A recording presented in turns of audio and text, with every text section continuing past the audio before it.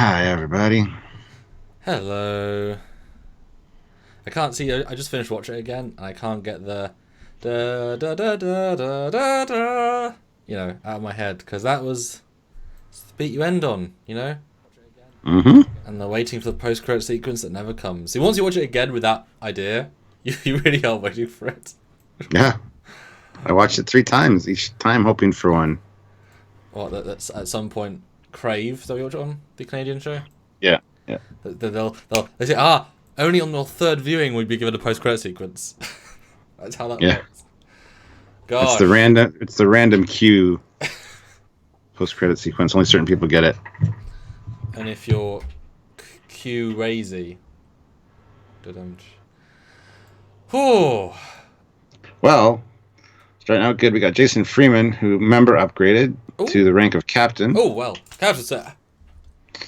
Fleet Paw Swiftback, one of our mods, is now the rank of captain as well. Wow.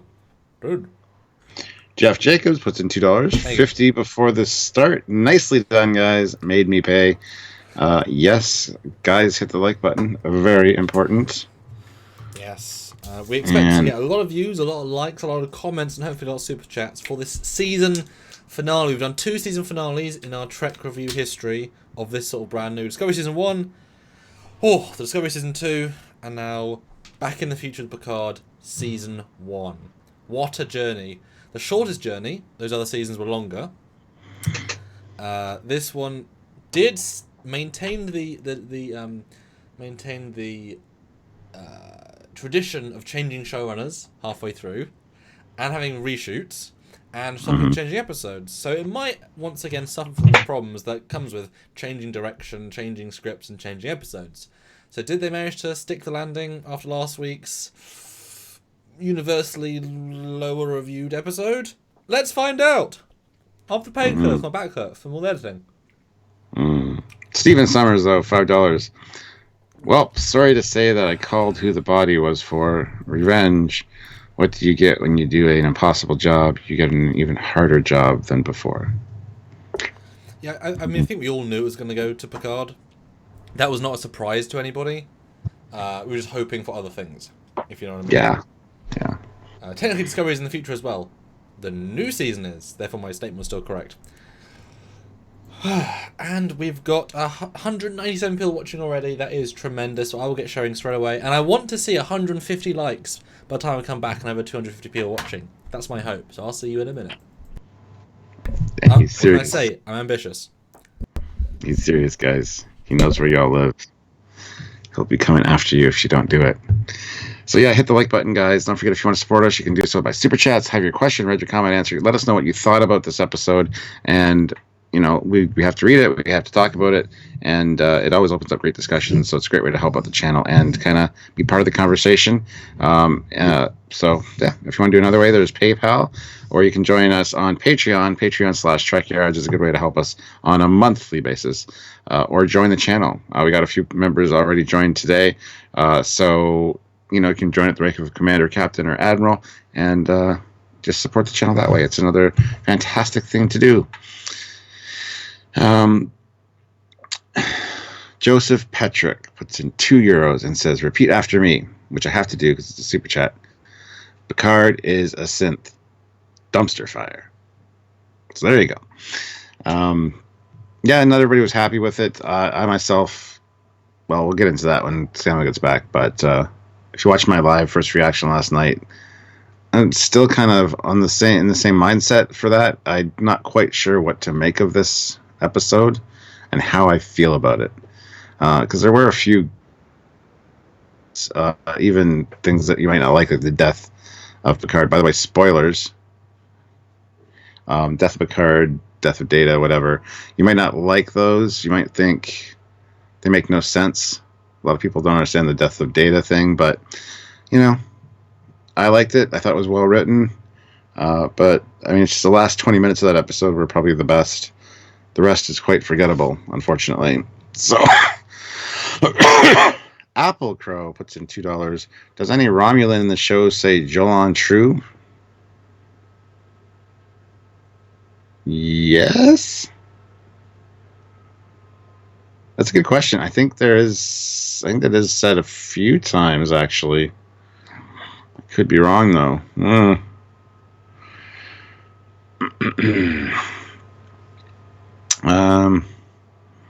So, yeah. Super Coops throws in £2. Thank you very much. It says, got new Starfleet ships, or lots of the same ship? Well, yes and no. We have a video coming out on Saturday talking about the ships. Oof. There are many ships, but there are a few variations in there, which we talk about and look at. So we have a whole thing. Don't worry, guys. Yep. We've got you covered with Picard content. We know what you guys want, sort of.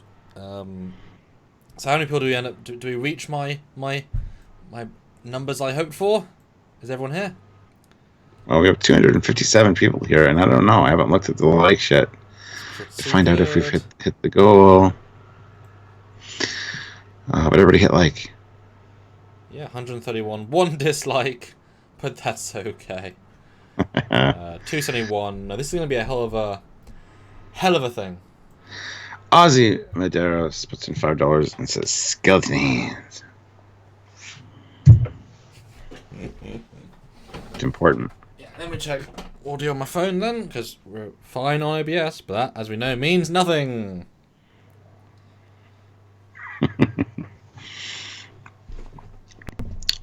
Yeah, I'll get to those super chats in a second, Joseph and Fat Produce and Fleet Paw.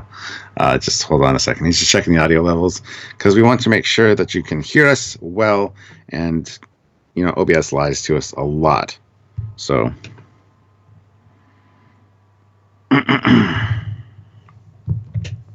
anyway, yeah, so we'll just wait for the guy named Samuel to do his thing and adjust things. There he is. Okay, you're now minus 91, but I don't think it's going to make a difference. I'm at maximum, so joy. Wow, weird. Sorry about that, guys. Doing the best we can with what we're given. Skype and OBS just don't like each other. It's like they went to the same school and one's jealous of the other.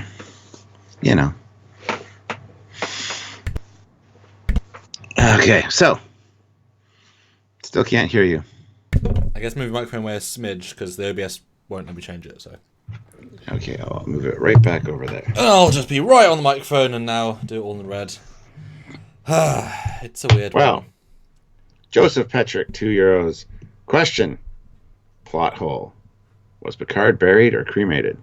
It's a very good question. What did they do with the body of one of the best Starfleet officers of all time? We don't know. Maybe they skinned his corpse to put on the golem. What, to match skin tones properly? Yeah. No, I think what happened is they took his body, they took him on top of that hill Raffi was on, they buried him 1 foot down, put his comm badge on him.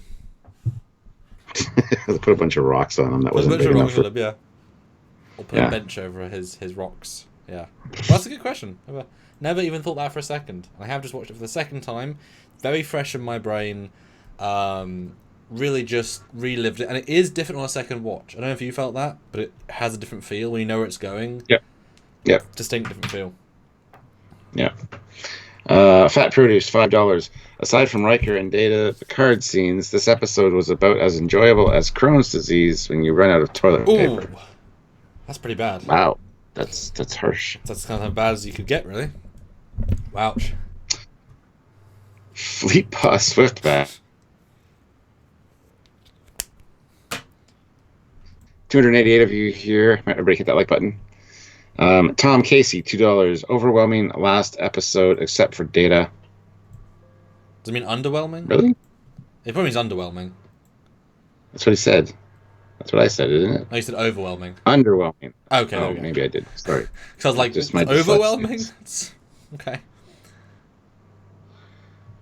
Fine. Be like that. And guys, well done. Right. Mark Lawrence. As you guys know, any super chat we have to read. So this is your great time to control the chat because that's the way this happens. Yep. Mark Lawrence, $2. Picard's body is with Maddox's body in Forgetville. Yep. Yeah, what happened to his body, I guess. Wasting away again in Forgetville. I don't know. I don't know either. Jeff Jacobs, $2. 150 again at 200. Wow. Hashtag make Jeff pay. Hashtag Picard leg spike. That's true. Doug Nor, $2. Whoa. What? Don't jump on me like that. So is Picard's heart now synthetic artificial? Yeah, good question. No, I think he finally got over his heart problem. It just took him 90... Well, what would I say, 91 years? 94 years. Yeah, so... But hey, he eventually got a replacement heart and a body. Although, and I'll say it now, I'm excited for Season 2 because you can't use the excuse Picard's an old man now. He ain't. Yeah. He has no physical problems of any kind, so he should now be running around just fine. But they made his body exactly like it was before with all the little aches and pains and everything. I think they said that. I think they said... That's the vibe that I got, though. Well, that would be called torture if they gave him arthritis again. I don't think they would do that.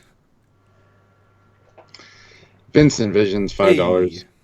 Good, but not best. Wish Trek would take lead from something like Half-Life. Alex. Yep. Alex. That made an OG story while respecting its roots and updating it well. Yeah, that's the Half-Life game that finally got a new VR experience, which surprised everyone. Mm-hmm. And I hear it's good things about it. So good for them. Cool. Because that was one of the things where they were going to didn't make a game for so many years because the expectations were so high. So if they actually managed to reach the expectations, that's the biggest challenge.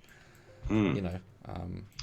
Well, Dean Lee, €5. Thank you. Gibberish, mostly, but being reborn and acting as if nothing happened. No essential crisis, no philosophical musings, no nothing. Unforgivable. That's kind of harsh. I mean, that's Season 2, isn't it? You know, when Yeah, you would think. You would hope. I mean, they had less than 5 minutes after he was reincarnated, so they didn't really have much time to deal with anything. Yeah. So Season 2 will probably be about him being able to live or not live with a body that is or isn't real. That's probably Season 2, you know. Doug Adel puts in $20. Oh. Thank you so much. That's amazing, thank you. Massive disappointment. None of the payoffs were earned. Data's scene was a letdown. Best part was the 15-second interaction between Picard and Riker on a really crap bridge. Need me that Trekyards bomb to make it better. Well, I can't agree about Data being disappointment, but certainly the payoffs weren't very good for the most part. Yeah, I don't agree about the Data thing either. And the really crap bridge. I mean, we need to take a look at it, but yeah, it's kind of. I mean, it's not a bridge; it's a wall. You know? Yeah. It's. Paul Johnson, £5. Thank you. Commodore O, charge weapons. Wait for it. Take careful aim. Yep. Ignore the La Serena. Yep. Keep charging weapons. Yep. Prepare to fire. Yep. Oh shit, we're under attack. Yeah, it's like, can't you say fire? Yeah, when you watch it a second time, it's really embarrassing, that editing for her scenes, because she's obviously doesn't like so many times she should have shot and didn't. I know it's, I guess, meant to imply it's not at the same time as the rest of the scenes are happening, but then don't edit that way. Like, that's your fault for making it look bad, and also you're out of focus strip. We want to see your nice in focus face, your beautiful face. I'm not out of focus. The signal is just shit. I mean. Oh, maybe. There's no reason I should be out of focus, and I put nothing in front of the camera. You're a little bit better now, but Oh. I don't know. Darth Duck, €5. Starfleet ships look so res and cheap. Remember fleet shots from DS9 and compare it with that. Yeah, we were talking about that earlier today in our other review, and our ship review. Is it really? Oh, that's got clearer. Yeah, there you go. Yeah, it's amazing how the DS9 battles from 20 years ago look better. Because of ship models, and they had less time and no money to build them. But again, I mean, do put whatever you want to talk about. That's what this is about, the intro bit. But yeah, it's very odd. Although I will say, in rewatching it, the flower sequence is gorgeous. Like, the flowers look incredible, and the ships all play and they look like shit. I mean, could they not have spent less money on the flowers than the Federation ships that they're going to sell? I don't, unless Eagles are going to sell the flowers. I mean, they might. The flowers are probably stock images. Probably download them from 3DS, the 3DS but you know site. what I mean? Those are really nice flowers. They look gorgeous. Why do the ship models look so bad? Really weird. Really, really weird. Let's see. The Trembler puts in $10. Oh, thank you. I think it was a good episode, executed in a way that made it feel better to me, but with a number of cut corners in storytelling that they thankfully managed to pull off better than Discovery did. Yeah. You definitely get the feeling this had less money than Discovery season finale. Like, that had the new bridge, that had all the explosions, that had all the other sets. I mean, this feels a lot cheaper. Yeah. I mean, just amount of VFX in that compared to this is nothing in comparison, you know. So it's very strange they would give the Discovery less budget than the Picard show, even though Picard show has more budget, theoretically. Yeah. Brian Harvard, $5. Thank you. Yeah, but what about the new Starfleet ships, the copy and paste class cruiser? We finally got something. Thoughts? Copy and paste. We'll get to that when we get to that, and we have an episode coming out about it on Saturday. Copy and paste class cruiser. That's good. That's funny. But there's more effort than you think. Don't write them off. Just be slightly disappointed. Let's watch our episode on Saturday. It'll be a long one. The Trembler, $10. Oh, thank you. Should have been a fight with Riker's fleet or a coup on Romulan ships against O. Didn't enjoy Data's fate, but accept his choice. Why not?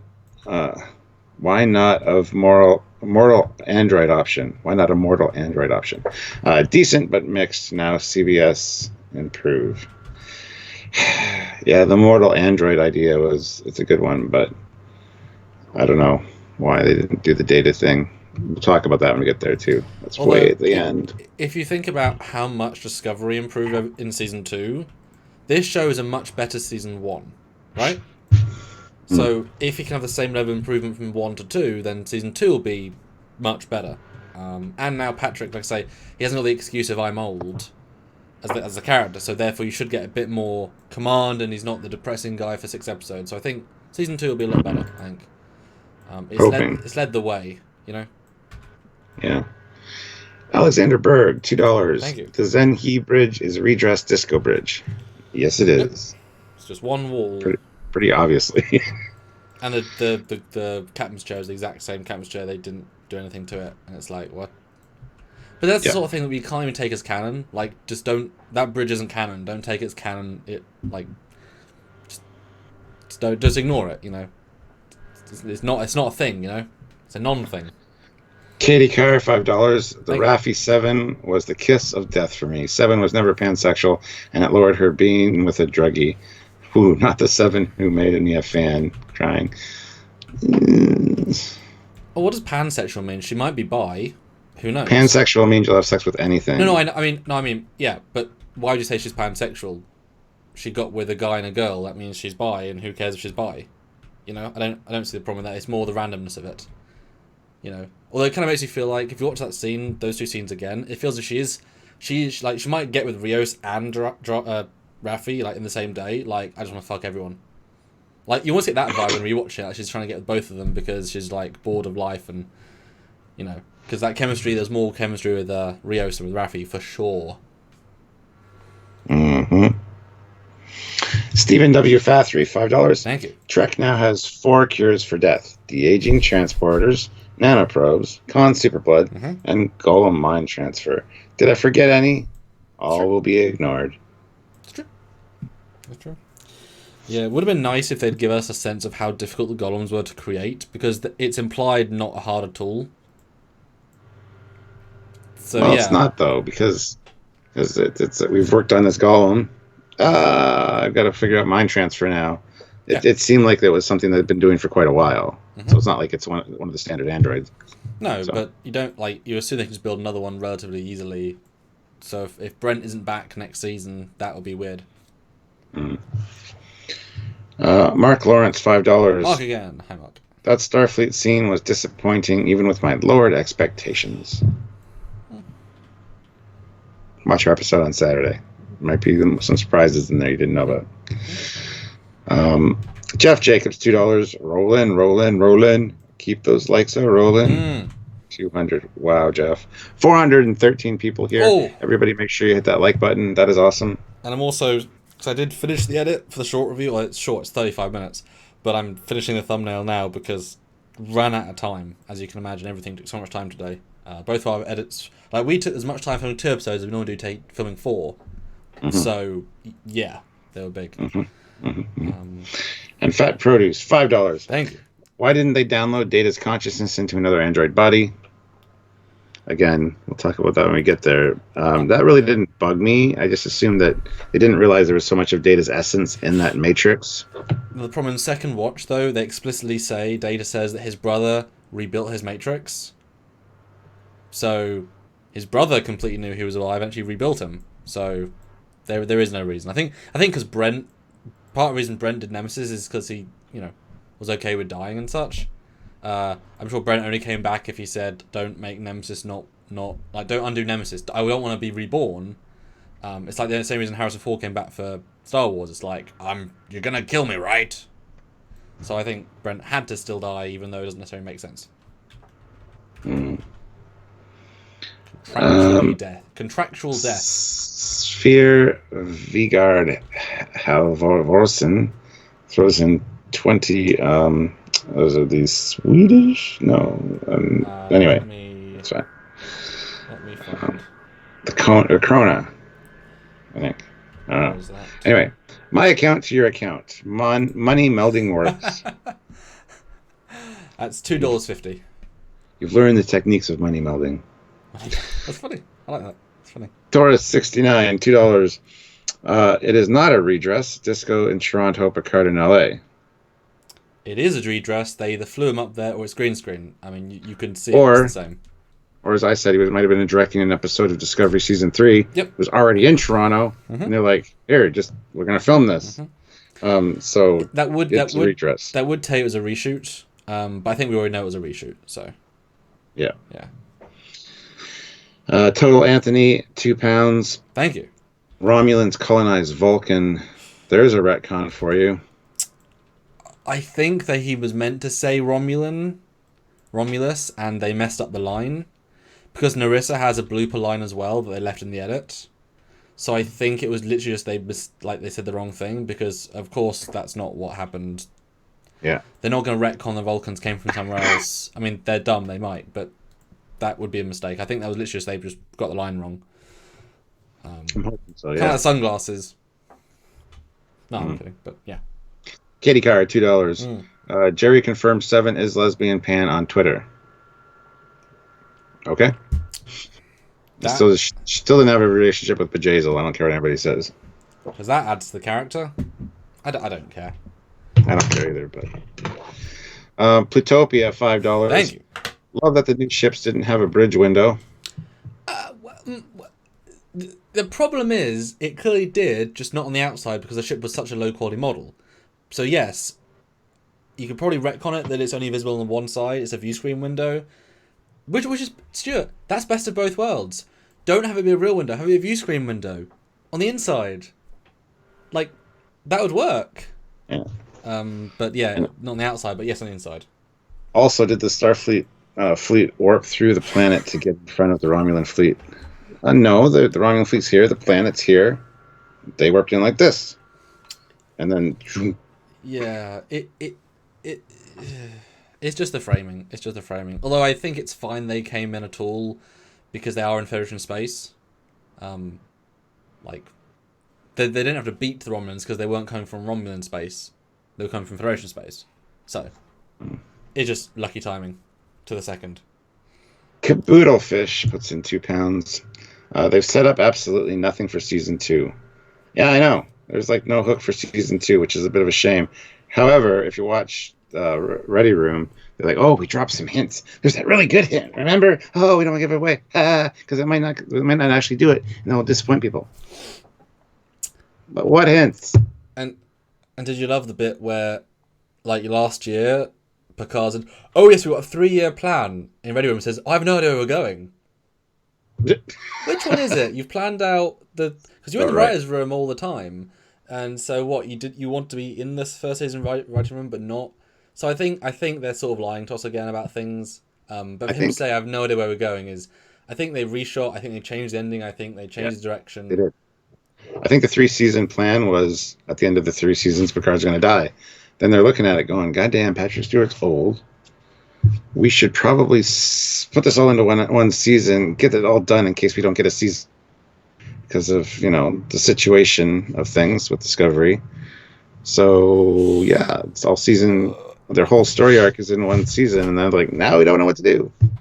Well, no, the thing is they do. The synths are going to, tomorrow, the synths are going to open a new portal, as in the baddie synths, and come kill us all. And we're going to try and have a war fighting them where we're going to lose. Like, that's what's going to happen. If they're not the villains for seasons 2 and 3, then another massive plot hole of stupidity. Because, obviously, they know where we are, they know how we got there, they've got scans of us. Their job is to help synths, so they're going to come in and kill everyone. If they don't, that's the story plot. It's how do we... like I said to you earlier, it's like Who. It's now they're coming. It's only a matter of time. Now we have to protect, now we have to work to fight them. People that can destroy an entire galaxy. Let's try with that. Great stuff. Sushi Juice, $5. Ah, thank you. I absolutely loved everything in this show that Alex Kurtzman didn't touch. Oh. So not much. Oh. That was a well-structured comment. I like that. Yeah. Mr. Poshny, 10 pounds. Thank so you. the final ending for Data is he was trapped in a purgatory for 20 years. Well, not 20. It would have been like 14 or less. No. Well, it depends when Maddox... Because presumably the fate was created via Data, so it would have been 20-ish, yeah. I disagree. I think he didn't start working on it till after the ban when he took off. But how do they make F8 and such? Well, that has nothing to do with Data. Well, they said it was based on Data. That's why I don't like Data. It was based on the hardware of Data, but not the neural process. But they already had B4, so why would he wait why would he wait 15 years? Well, then how come Girardi didn't know about the neural cloning, that the process was already started? Well, because she was lying, because she knew that Maddox was out there with some... But she wasn't lying, because she generally didn't think he was doing it. Anyway, and then asked the captain to let him die. I thought Data's end in Nemesis was sad, but I found this just depressing. You're supposed to, that's the point. It was just it was unnecessary more than depressing, but it was still lovely, just unnecessary. But I liked it. But you can't imagine how it feels to be locked in a, like, Data's used to doing things and being alive and out experiencing, and he's been locked in this non-experience for so many years that he just wants that to end, Yeah. And his brother never said, "I'll make you a new body," and Data never asked. But we know he hated his brother or resented his brother, so obviously he's gonna be mean to his. Sung chose him over him, so of course he's going to be less kind to his brother that's an AI replica and a... Yeah. I didn't get that vibe at all. No, I just mean, okay. You've got to think that, otherwise he would have made him a body 10 years ago. That's the first thing he would have done once he reconstructed his neural net. It just... There's a leap there that we're making that they didn't explain that you probably should, because, Data's a big character. And then they kill him. Again. Mike Bravo, $5. What happened to the body of Picard? The same thing they did to the body of Kirk, buried under rocks in the middle of nowhere with none of his friends. Yeah. Yep. Brett Barrow is here. Hi, hey, Brett. With $5. Lazily written, very unsatisfying payoff after so much build-up. The whole season felt so cheap, and the Borg Cube was such a wasted opportunity. It's absolutely a wasted opportunity. And that's a very concise summation of the entire storyline of the season. Well said. Well use of your limited number of characters. Yeah. Mark Lawrence, keep clicking like. Keep clicking like. Just saying. Admiral Jameson overdosed on a de-aging drug. Season 1, episode 15. Yes? Yes? Thanks, Mark. The drug wasn't meant to, really be used. But anyway, Michael Parker, $5. Hi, Michael. Thanks, Michael. What if it was Laura pretending to be Data, asking to be euthanized by Picard? I don't know. I don't feel that the door is completely closed on Data. No, it's definitely not. I will say no to that right off the top. They wouldn't do that. 100%. Although it is weird, they still never mentioned Law, who was active, and never mentioned Data. Never mentioned Lal. I'm assuming that they're saving Law for next year, because then it's like, look, we killed Data in season 1, we brought back a Surg, and in season 2 we got Law. Brent's in it in 3 different ways. It's like, what? Because please bring back Law, because he's alive still. Yeah. Mm-hmm. Xeraxis, $10. Thank you. Thank you. That's awesome. New starship design was interesting, if not a bit bland for me. Would have looked better with the white hull paint, in my opinion. Copy pasting it was stupid, though, particularly given the show detail level. Yep. Watch our episode on Saturday. Paul Johnson, £10. So the Cube, the Reclamation Project, Soji being there, and Hugh's story all amounted to sweet fuck all. It had no impact on anything. It was just there to remind us Picard was a Borg once. What a waste. Yeah, we're going to do a live talking about all the forgotten plot threads at some point and discuss those, because there are quite a few. And I might even do a plot hole live, like a list of actual plot holes they didn't fix, because they're interesting. Although I'm not as mad about them as Discovery. I feel like they hid them better this year. But breaking news from Ben Robinson of Eaglemoss. This is him on Twitter. He's now in home isolation, but he has news. So, let me bring you up to date with a few things. First, we have 4 sets of 3D files in from Star Trek Picard. We're starting work right now, which means the last arena should drop in almost a year's time. There you go. Breaking news. Yay. Although, they said they had the models about 6 months ago, so... Yep. Yeah. Yep, they did. Tigor Genny. Could have forgiven copy and paste class fleet if they used 200 of those. Then Riker jumps in with a big new dreadnought class 2 seconds later. Well, I kind of said the same thing. It would have had a nice mix of different size ships in the fleet. Just a Galaxy class or 2 at the back, Sovereign maybe, and then all the smaller ones would have been fine. Would have been kind of cool. The Trembler, $5, would have enhanced the story to emphasize Data's memories, but not self. Survive in Soji and other androids, new selves carrying on his legacy. Yeah, I guess. I really have no opinion about that. I think that they definitely have some of his essence anyway. I don't know what happened to the rest of the synths, but it is what it is. Well, I have a feeling they're not even going to address the synths or the Borg in Season 2. Like, they're just going to move on to a fresh story, and it's like... No, they will, I think, yeah, absolutely. It's like the Vulcan captain... I know it's a much smaller detail, but it's like the Vulcan captain at the end of Discovery with Season 1. Who is going to be captain? Never mentioned... That's a reasonably important detail, who's going to be captain. No one even mentions it again. And a Borg cube crashing on a planet is somewhat bigger news, but I think they're not actually going to mention it again. No. And guys, if you'd like to join the channel, it's a really, really good system. As you know, we're coming to the end... Well, we have come to the end of Picard, except this coming week. And that means our income is going to drop by, we expect, about 65%. Because we can't do as many lives, as many videos. And so joining the channel will be truly amazing. It lets you us a little money each month. We get to pay our content. We're going to do ship content and such. And we've had a great reaction to that so far. And it's just in the same button, Super Chat. You can join for as low as the commander amount. And just, it's super helpful. So if you want to join, it's kind of like a Patreon, but we get to see your name in green. Then that would be amazing. Just mentioning it while you're all here. Scampify puts in £2. Thanks. It stinks. Xeraxis, $5. Personally, I like this version of Data's death over Nemesis. Felt much more emotional with better closure. Just wish they pulled Kurtzman off sooner. Yeah, I liked it as well. So yeah, no, I agree. Well, then Medallion says Michael Chabon already debunked they will ever deal with Law ever again. Give it up, guys.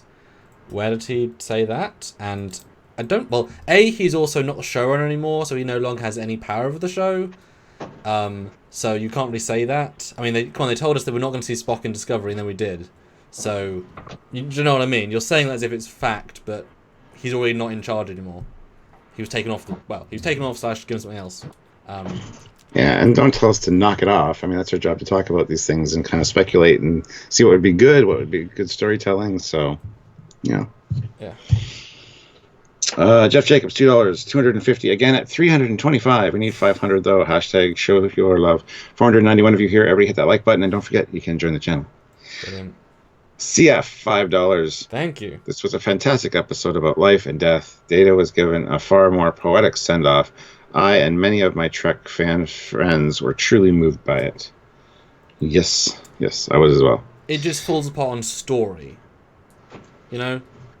Like I said, the entire season always feels like it's about the first scene of Data and Picard and the last scene of Data and Picard.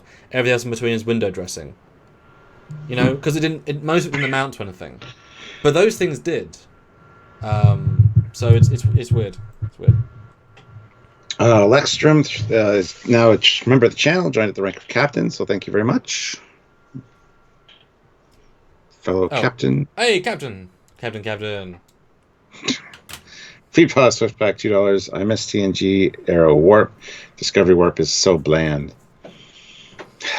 Yeah, it's not exciting, that's for sure. But to be fair, the Romans at Warp, at least it's streaking stars, just also in a blue hyperspace tunnel. It's like they couldn't not make it Star Wars, but also more Trek. It's weird. It's very weird. JQ puts in $20. Oh, thank you. Ramda Nerex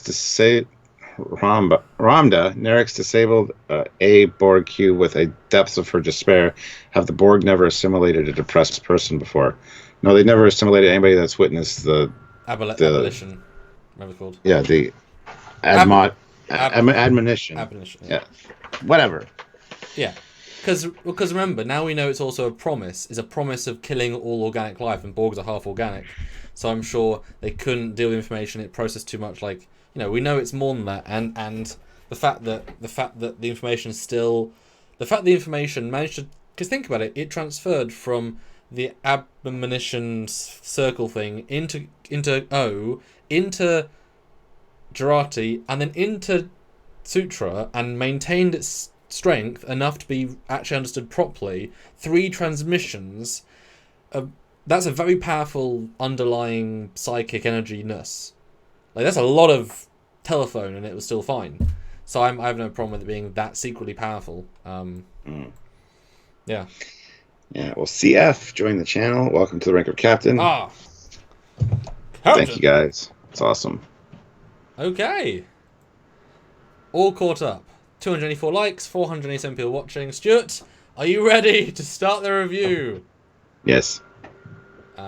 And yes, Alison Pill on Ray Room said Michael Chabon is writing the first two scripts for season 2, even though he's not showrunner anymore.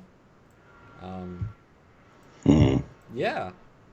Although they also said they're in production now, even though no one's filming. So I don't know if that was actually recorded several weeks ago. Because, you know, it seems weird. Because it'd be weird to fly Patrick into a studio. You know what I mean? I feel like that's actually probably pre-recorded, which makes sense. I mean, especially since Will said he saw like 5 episodes ahead, just without VFX. So it would make sense he would do several. Otherwise, is he really going to fly to the studio? You know, I don't know. Tom Casey, $5. I'm assuming 709 part of the crew now. If so, I predict that 3 episodes ago. What's your view? Well, I predicted that 3 episodes ago. Probably. I mean, it'd be good to have her on the crew for sure. But is it a crew? Is it an official crew now? They're just going to fly around and do things? Well, they have no purpose, so... Exactly. I mean, I'm assuming they're going to be Fennec Rangers, because at least 7 has a purpose. I assume maybe they're going to warp into their space, and then she'll say, right, we have this thing to do, and they'll be episodic about how they can help people on the neutral zone. That means you get to have O again. And because I'm assuming O's going to try and kill the synths again, because of course she would. I mean, that's going to be a plot for season 2. If it's not, then that's ridiculous writing. So, dunno.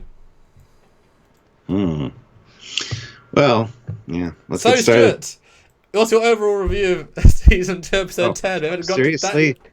We haven't got to that bit yet. I don't want to have to do this every time. Well, we do, because they don't know. It was fine. The first half was not the best. I just felt empty at the end. I didn't know what to feel. I still don't, because it's kind of I remember looking at the time at one point after an important thing happened and going, oh, okay, it's still 18 minutes left. Sweet. But, I mean, that was the best part of the episode, so it's fine. it was just kind of sloppily put together, and it's moments of we got stuff we wanted, but kind of half-assed. Like, oh, here comes the fleet. Oh, look, they're warping. Oh, shit. They're all the same. And having more actually dilutes the effect.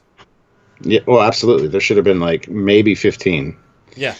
Having like 120 was just dumb. But it also devalues the we couldn't save the Romans 15 years ago because you can't like that. Some of the ships would have existed probably. I don't know, whatever. I have no issue with that, but you know what I mean. It's like it seems so easy. You know, they can have that many ships on 2 days' notice, 1 day's notice. Just seems a bit weird. Well, less than that, because remember, Riker had to get from his place to a starship base and then get the fleet. So it probably took them less than a day to warp there. And all the ships happened to be in range. They were all at star base. But they don't care about taking time. I mean, they don't care. It's not important to them. Yeah, Do you think it was a satisfying... For all of it together, was it a satisfying end to the season? Maybe not in the micro, but in the macro, in the yes, it was, because it was like closure. You know, they could end it here and not have to worry about a season 2. I love that there's no cliffhangers, nothing to ramp up my anxiety until season 2 comes out. But, you know, I would have liked something, but at the same time, meh. Yeah, it definitely feels like they decided to change the ending, and then they're like, right, we'll do something different for season 3 or 2. Because, I mean, they wrapped it up so neatly, too neatly, you know. I think we'd both agree that they should have moved the first 20 minutes into the last episode to make that a full 50. Because in rewatching, it's all still set up. Like, it was weird to have an entire scene of Jurati and Rios fixing the ship in the payoff episode. It's like, that's the setup moment, you know? Yeah. It was such a slow, non-moment. Hello, yes. Mattis Bergen throws in 20, whatever they are. Laura changed his pro-life stance because of this episode. And I'll be right back. I just gotta grab something. Okay. Oh, Lord changed. Oh, okay. Shouldn't Seven be having XPs? Yes.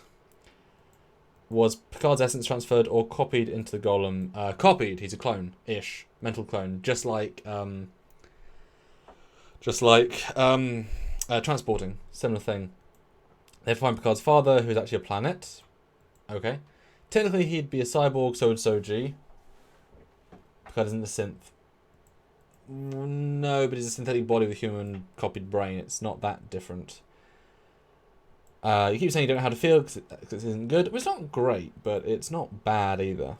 I wonder when these two will admit Star Trek is dead. Hey, we've complained about a lot of stuff there, so we're just being honest and whatever. No short review filmed at Trekyards for various fans. Yes, it's just longer than before, and we're finishing this an hour earlier, so I had no time. It'll come out, I think, in about 15 minutes. They take time to make, as you can imagine. Alright. Maybe the Dominion War led to a ship production boom. If that was the case, they'd be used to help the evacuation, so you can't use that, unfortunately. They're trying to be balanced and love, and they love Trek. I have a lot of respect for that. The truth is, though, people are critical. The truth is... I don't know. Brian Harvard, $2. Ships warp everywhere. No use of impulse engines anymore.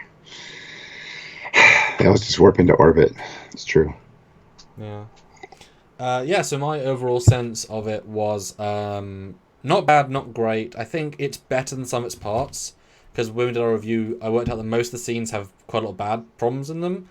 Up until like the last third. Because they clearly were trying to compress everything down to very few minutes. And they like end some plots dead, both figuratively and literally, and they clearly reshot. They clearly broke. I mean, it's a thing. They had this big epic story, and they had to reconstruct it based on the bones, and it really feels like that. But then the last 20 minutes is the data stuff, and it's all nice and gentle and poignant and well written and nice, but that's why the first 20 minutes should have been last week, so you could have had an extra 15 minutes of Riker and the ship and more tension, more political stuff, and all the, you know. So it was poorly paced. I do think it was better than last week, but that's because we got more payoff moments. It's just they also abandoned almost more storylines than they set up, which is a problem for any show. And if this is the story Patrick joined for, now you can see he did it more for the money than the story, because this is not a good story, and it wasn't really necessarily worth making. The fact they already abandoned most of it in the first season is embarrassing. And yeah, the ships in the fleet are very embarrassing as ship models. But it wasn't bad, and it was better than Discovery. Still better than Discovery's shirt. Except Discovery now feels much more expensive. And we did hit 500 people watching, Stuart. 509. Woohoo! Woo! Oh, Hit the like button. And Travis says, Romans don't have generals, they have praetors. Dude, praetors like the top. They peel in between that. Come on, be serious. And no, countdowns aren't considered canon.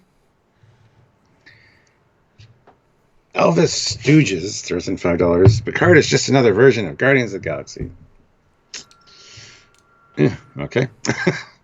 Sphere puts in 50. Norwegian Kuna. Whatever. Greetings from Norway. I got more out of this season watching theories here. You guys are way more creative than the current writers. Got any offers? We wish. They can come and talk to us anytime. We would love to help them out. It would be great. Like, mention lore and things. And it's sad because they've had some really genius references that are clever, and yet they've dropped the ball on so many things. You wonder who was doing what, you know? Where were these talents? You know, as if one writer was given some scenes and then the Kurtzman was writing the rest of it. And you're like, what? Yeah. I don't know. We'll never know. Fleet Pass Swiftback, $2. 300 likes. Heck yeah. Let's get to 500. So 517 of you here. That should be no problem. We can at least get to 400. Or 350 at least. Mick Fritz is certainly better than most other first seasons of other Star Trek series. What's your thought on that? Is this better than most of the first series of Star Trek series? It's not, though. This is just one really long episode or one really long two-parter. With a bad payoff. Yeah, other series of Star Trek, yeah, they might not have the best first season, but they got episodic format, so there's a lot of gems in there. You know? So what if Voyager is like 24 episodes, first of all, so you have a lot more story, a lot more hours. What if you said, right, 7 episodes are really good, 7 are bad, and 6 are unwatchable? Well, you've got 7 hours of better than this, you've got 7 hours of the same as this, and you got... I think TOS still holds the record for the best first season. That first season is tremendous, and it makes this... When you place the bet on the single horse story, if that story falls down, the rest of the season falls down. This series has now fallen down because the payoff is bad. Well, not bad, but it's weaker. Better than Discovery Season 2, but some episodes are forgettable. You know, you have to be well crafted if you're doing a big story. They didn't craft this well, whereas if you can have individual episodes and you have individual moments that are worth something, plus it's under half the length and triple the budget, and yet feels cheaper than Voyager. Yeah. Weird. Sushi Juice, $5. I know this is a bit early, but I noticed you're already using a classic hyperspray. Yes. They have not improved the tech in the past 40 years. Well, they shouldn't. A lot of it's just, if it ain't broke, don't fix it. Well, look at the Workbee. Same from TMP to Nemesis. I mean, things don't have to keep... I mean, look at the Samsung Galaxies. They look roughly the same for all 10 years or whatever. So that hyperspray is great. Even has the same sound effects. That's something that should stay the same. Total Anthony, £2. Thank you. The show needs disco. This show, like disco, needs to be removed from canon. No, I'm fine with being canon. They just need to make it cleverer. It's the Discoverse. It's fine. It's its own thing. Well, yeah. It's not Prime, that's for sure. Jeff Jacobs, $2. 325. Nice. 521 watching. So we need 500 at least, he says. Wow. We can do that. So, first scene. Michael Burnham. The trailer I promised everyone. It's coming soon, it says. It's even advertising it on CTV Sci-Fi here in Canada, saying coming soon. So I'm thinking probably 2-3 months for season 3. Although they might say part 1 and part 2 just because the coronavirus slowing the latter half of the season. They might say in 2 blocks to give them those months. Because we heard a rumor that this episode Picard wasn't finished until last week, which, if is the case, shows awful management. Mm-hmm. Because boy, I know Voyager and such was done the day before, but they also were filming during their releasing. They finished filming a long time ago, and there's not even that many VFX shots except the holograms. By God, stop doing holograms! Just use screens if you want to save on time. Charles June, $2. Hey. I wish they would have done a captain's log. One would have been good, yeah. Well, didn't Shaban or somebody hate them? He did. That was Stardate. Yes. He hated Stardates. Polymetronic puts in €10. Cool name. We just got it wrong. Riker's arrival in a small shuttle asked for another magic or Karina thingy, projected the Starfleet ships, and so have to escort them back. That's also why there's only one ship. Yeah. I love it. Yeah. I mean, that would be a hollow shuttle. I mean, to be fair, that would have been great. As an nice reveal, as soon as they warp away, Riker just says, deactivate holograms, and he's just got one ship. And it's like, look, I brought the only one I had. That would have been awesome. It was very short, because I said to you in our review, poker. Riker's a poker player, and to have, bluffed your way, and that would have explained why they're all the same. That would have been genius. Because you would have said, especially if it's a new ship, Riker could have said, this is the newest ship, the ship is designed to have holo emitters. It's not most powerful, but it's a holo ship. And it's so new, O doesn't know about it yet. I mean, that obviously is where that falls down, but that would have been a great reveal. Yeah. And Dirty Nerdy says, oh my God, stop making excuses for this crap writing. No, we're trying to come up with a good solution there, rather than anything else. Yeah, we're not making excuses. We're just trying to say how it could be better. Yeah. And let's see, Sergeant Roadkill, £5. Any thoughts on ultra artificial beings, memory beacons, and similarities with Mass Effect? Also, where was the disco link? Well, the disco link will be, we've talked about it, how it's probably going to link with the synthetics, the creatures that came from the future or wherever, that never came through the rift. Yes. Well, and we know synths are now legal, so the people in the future are going to be synths. Some of them. That's just society became everything, and especially if you can put your brain in a synth body now. I mean, I remember I said to you before that Indian guy might be the president of the Federation. Now he's a human who put himself in a synth body so he could lead forever. That sort of story. Kind of like the Russian guy, which I've forgotten his name.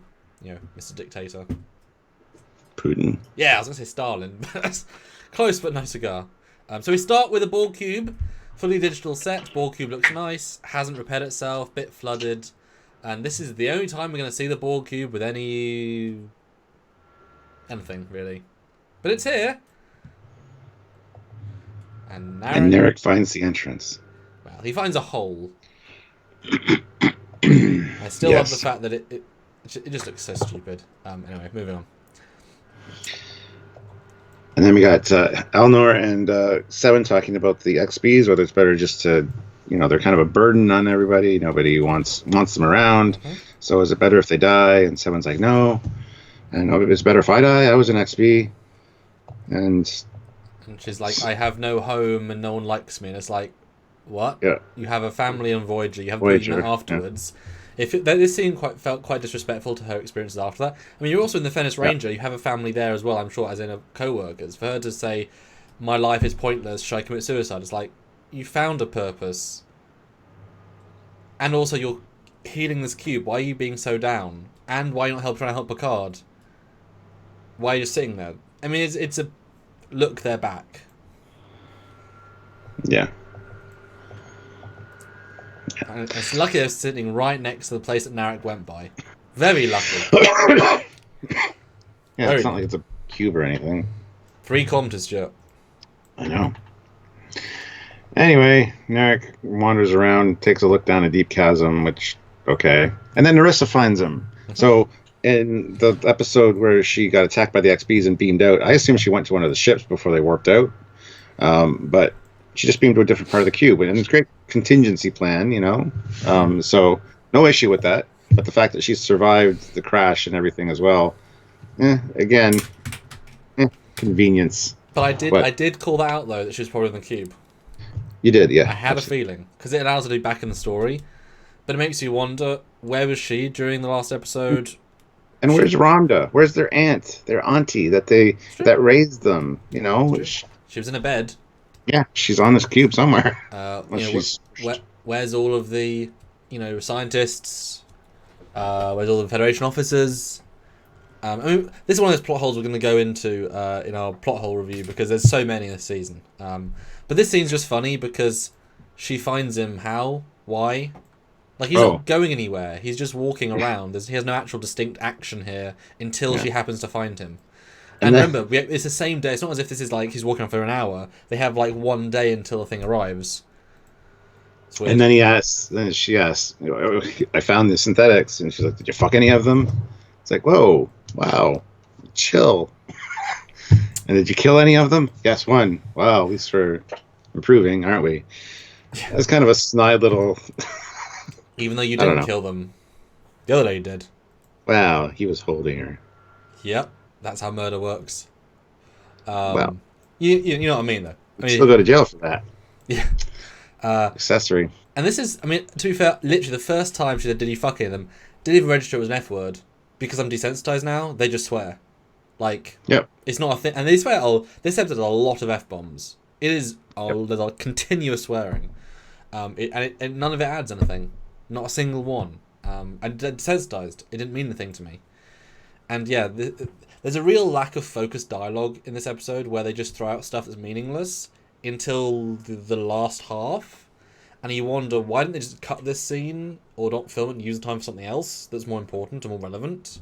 Because it wasn't a good scene. And it's just, it's weird. Siraxis, $5. Am I the only one that was disappointed with Narissa's death? I felt like with her crimes, if they wanted to kill her, it should have been more visceral. No, I was extremely satisfied with her deaths. And no issues. I'm glad 7 of 9 did it too. Although I can see her coming back in season 2. She falls to the bottom of that cavern. She's on a Borg cube. Gets assimilated somehow. A super nanoprobe Narissa is going to come back. I don't know. No, I like that when you said that earlier. I thought that was kind of cool. Although, the fact that she already had a beaming harness, like, she already has the emergency beam, so it's an easy thing to say she should just beam out. But we'll get to that. That's in many scenes' time. But yeah. And then we get the butterfly scene, which I thought was actually lovely. I thought it was great. But it's such a part 1 scene. Because as soon as I'm in the scene, I'm like, so nothing's doing anything. Why is nothing happening? This is the big epic. Okay, no. You know? Very weird. Very, very weird. Although it's very poignant for later on. I mean, they've he's letting himself as the butterfly go. Yeah. It's symbolic. And is a butterfly that lives forever actually a butterfly? Or is it not a butterfly at all? One of my favourite lines, though. I thought it was a really good line. Good. A very real Charles, $2. Falling off a cliff is not a death in modern shows. It's true. Yeah. Well, not even just modern shows, even movies and stuff. Like Indiana Jones fell off a cliff with a tank and somehow managed to hang on. It's. And Brian says, "No body, no death." It's true. It's true. Gandalf did something similar. Yep. Yeah. But also, she's also falling down a chasm into water because the thing's flooded. And the cube's now got power again because she already fixed it once. So anyway, it's fine. But yes, then we see the very important eye security protocol. Although this is a place of synth, so I guess they installed new security systems in the 15 minutes. Because why would they need security access with a colony of synths where everyone's the family, everyone trusts each other? Not sure why you'd need locked access, but whatever. Yeah, I don't know. So they have a nice little conversation, and you basically don't do this. You're better than this. Yeah.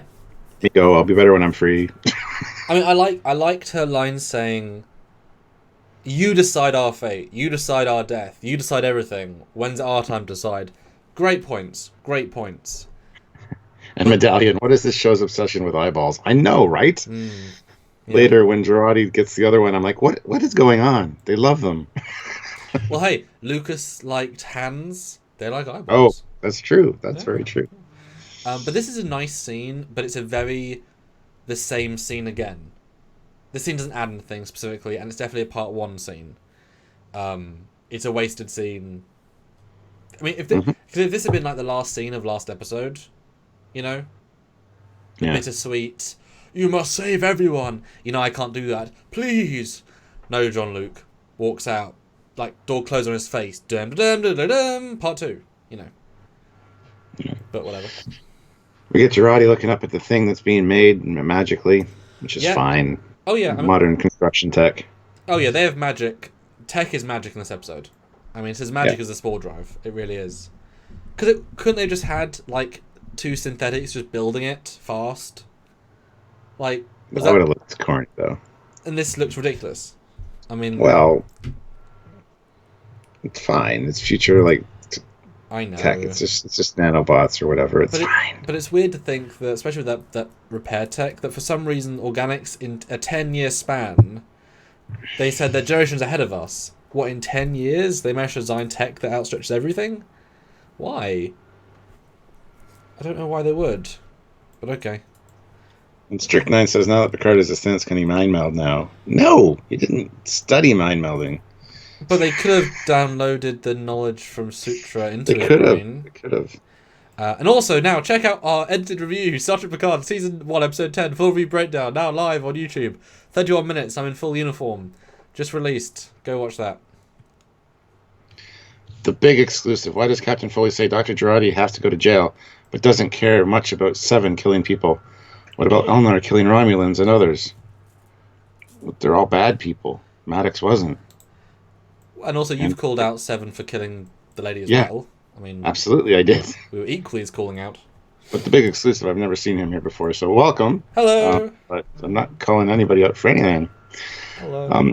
527 people here. That is amazing, guys. Make sure you hit that like button. Don't forget to subscribe. Maybe join the channel. Lots of options to help us out. So. You guys are awesome. All right, so we're back on the board cube, and we've got molecular solvent grenades, which is kind of neat. And that was the thing that destroyed his lab last time, so it's it already exists. Great. Yep. The Trembler, though, throws in $2. No problem, Commander. This is old tech from Discovery. Oh, it's true. Yeah. So these guys say their goodbyes, their final goodbye kind of thing. Yep. I'm going to go take care of this situation, and she's like, I'm staying here. I don't know exactly what she wants to do, unless it's regain control of the cube, but... Well, it's anything. I mean, they've got useful tech on this cube. Oh, and I love here, too, he said, I was the one that found the synthetics nest, the Zot-Vosh dropout, or the failure. The family reject, yeah. Yeah. Yep. So I love that little reference. So he wasn't Zot-Vosh. He was a washout. He was going to be Zot-Vosh, but he failed the training. Yeah, exactly. He was a washout, so he wasn't. So he's probably Tal Shiar, I would imagine. So anyway, I thought it was a good line. I'm glad they included it. Yeah. I mean, he's not a very good agent, clearly, but he also happened to be found attractive by the lady. That's why he worked. Ironically, that's the one thing that was his advantage. If he wasn't her type, it wouldn't have worked. And Strychnine says he failed to be female. Well, he did. I mean, yeah. To be fair, yeah. But this scene's okay. Yeah. The fact that he fights so hard, saying "I did it," and it's like, I mean, you screwed her a few times, and then. Well, I'd be telling people about that too. Yeah, sure. Jay English, though, $10. How many of us hoped Riker was going to warp in with 3 nacelled Galaxy class and a phaser cannon? Poe's ship. LOL. Yep. It would have been funny. Yes. Samuel said he should have had come out with a 3 nacelled Sovereign class. That would have been kind of neat. Like the Enterprise D got destroyed, so it can't have the same timeline as all good things. So for the E out of retirement, mothball. I mean, it would have been so, and it would have been easy. You know what the Enterprise D looks like. Do a build model of it, use a fan model, whatever. They've already got them. They've got the E model from Nemesis. I've got it. They've got it. Easy. Just had that model's higher detail than the ones they used. But anyway, then Elnor somehow knowing that either are on the location, somehow knows where he is and somehow leaves with him. A lot of these characters just go places the plot tells them to without any sort of reason. Yeah. And he leaves right after him. It's a desert. It is a desert. There'd be nowhere to hide. Yeah. How did he follow him with it? I didn't even think of that, yeah. I didn't think of that till just this second. And I watched it 3 times. But it's one of those things that you go, wait a minute. Anybody with a brain would realize they're being followed. And you know what's sad? All you'd need to do for this to work would be Seven in the control room. Beep beep. Elnos, what's that? Roman life signs. That isn't me. Yes, that isn't you, Elnor. Different Romulans. And, you know... Here's a tracker. Follow them. Yeah. Or the grenades are causing an energy signature and they're moving. You know? Yeah. I mean... Glem G throws in $2 Canadian. Thanks. Almost 400 likes. Keep up the great work, lads. Boom. That's Brad. My buddy Brad Rose is here. Hey, hi, Brad. I like your Xbox Sylvia. face. Brad's here. He says to keep up the great work. Oh, bring in Sylvia. Say hi to Brad. Hello, Bradley. Bring in Sylvia. Ask what she thought of the episode in a brief 1 sentence. No, she's busy. She's actually listening to something else. So. Well, we're going to be here for a while longer. Maybe we should be free. Maybe later. Yeah. Okay. Oh, probably. So that'd be great to have what she thinks too. No, it wouldn't. Okay.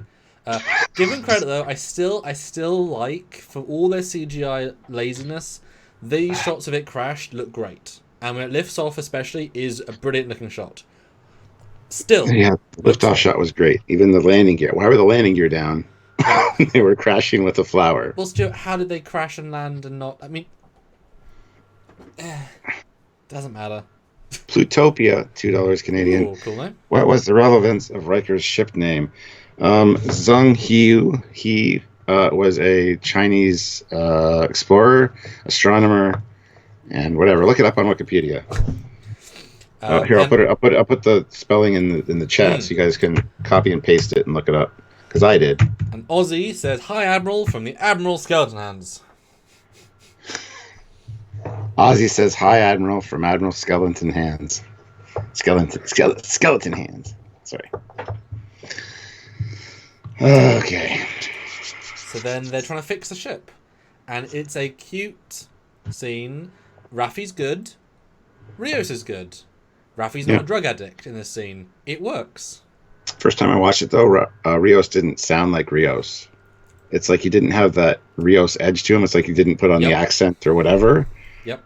I thought it was just me. Watching it the other 2 times, I'm kind of like, I don't know what's going on. Well, he's acting very plain. Does that make sense? He's acting man rather than any sort of... Because she's giving a lot of something, and he's just responding very blandly. I get he could be sad his ship's broken, but... I agree. But I do... No, I was going to say I can relate to that. I took the Camaro out for a drive yesterday. Oh, no. Got home, and the right wheel is like... It was pulling to the right and made it like a wobbling noise. Got home, and one of the bearings in the front passenger side tire are gone, so I have to replace the bearings, which sucks. So it's sitting out there, and it just frustrates me, because today was a nice day. I could have taken it for a drive. Oh, so, yeah, when your ship or your car is broken, it's not fun. Eugene, 1,000 rubles. Oh, thank you, Eugene. Was that bad? Not really, but it was predictable, and it was predictably mediocre. P.S. Have you started early or time zone changed again? We started early. We started an hour early because we're going to go long, and we want to kind of end at the regular time kind of thing. So, yeah. Yeah. But hi, welcome. And now, we're now on the normal time. So we've already had 500 people watching. Enough super chats to make this one worthwhile. Doesn't mean you should stop giving, because this is our last... We'll pimp it now while people are here. Join us next Saturday, 4th of April, for our epic, earlier in the day, drunk live stream, where we're going to do the entire season... What? No, I don't know. Just drunk live stream. I laughed. I don't know. Drunk live stream. We're going to drink lots. We're going to review the entire season. I might even try and rewatch the entire season for that, which is a hell of a thing to do, but I think that might be kind of cool. We'll go through our scores and have a think. Yeah, it'll be exciting. Mike Bravo joined the channel last night at the rank of captain, and he just said, "Never got my Sam salute for my captain status." So you need to salute him. Captain! Yeah. You should see what I make him do. It's way more extravagant than that. When did the TNG review start up again? After the drunk Trekyards...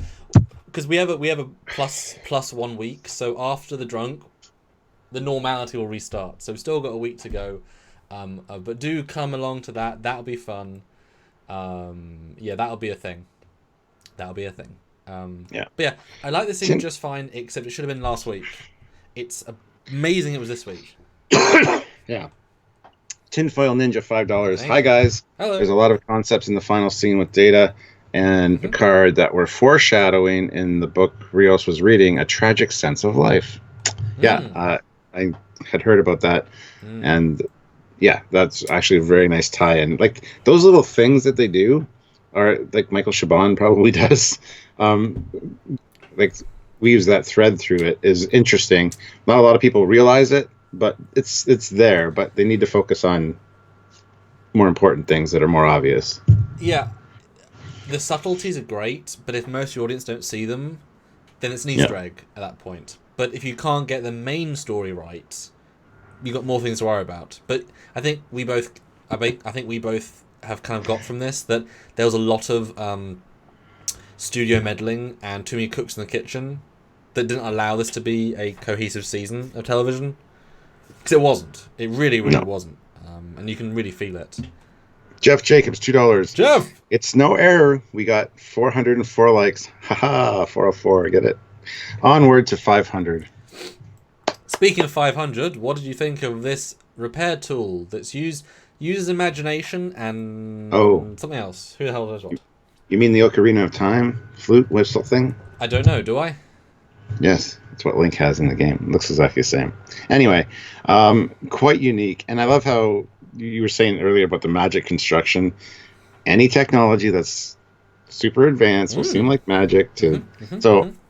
No issues with it. I think it was kind of a neat little tool. Come in handy. Interestingly enough, when we were watching it, and I was watching it with Sylvia, she's like, I wonder if that thing would work on the human brain and maybe fix Picard's, so she thought about that, and I didn't consider that when I watched it, so. And plus, when they showed it in last week's Ready Room, it was in a kit with like 3 other tools. One goes on the finger and thumb, so one of those could be something for healing organics as well. So I hope they keep that stuff and use it in season 2 because it's a handy little tool. Kind of god tech though.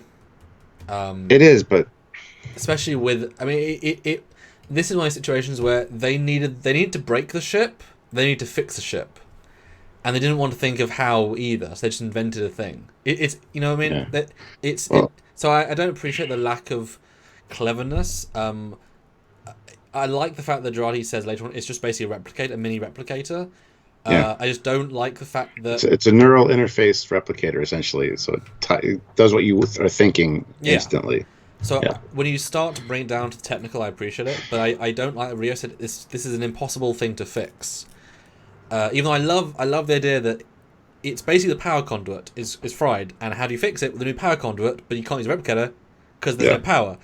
Wonderfully simple. I love that as a line. I just wish he'd said, I wish I had a replacement part X, and then replicate a new one. Like, that would have been a simpler solution, rather than tendrils of blue energy or doing something. I kind of liked it.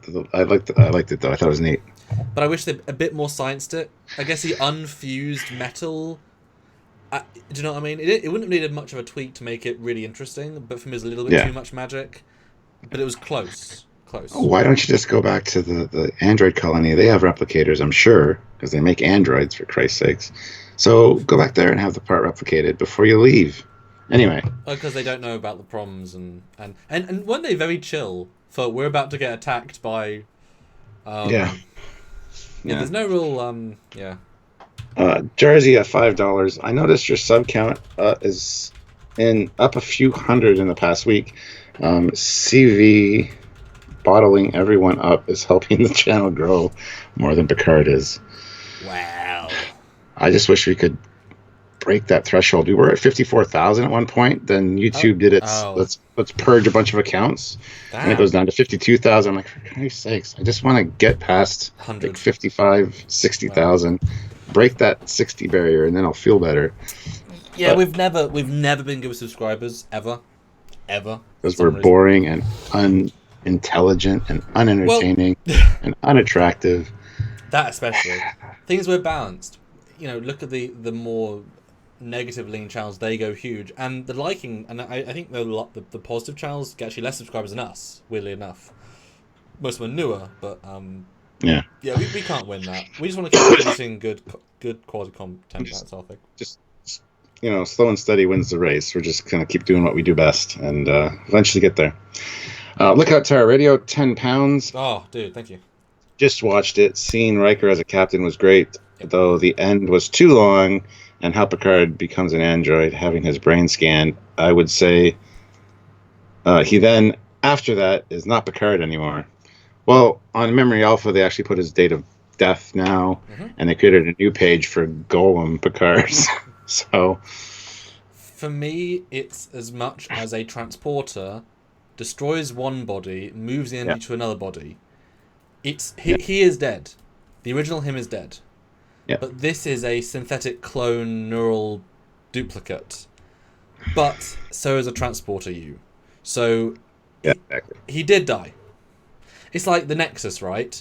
The Nexus did destroy bodies. Do you know what I mean? Like, when it destroyed the Locule, that ship was destroyed. Like, the lightning hit and killed Kirk, but his energy was sucked into the Nexus and created a new... You know what I mean? So it's variable, but yeah, he's definitely dead, just there's another version of him being... I mean, bloody Harry Kim, he died too! An alternate reality version of him existed.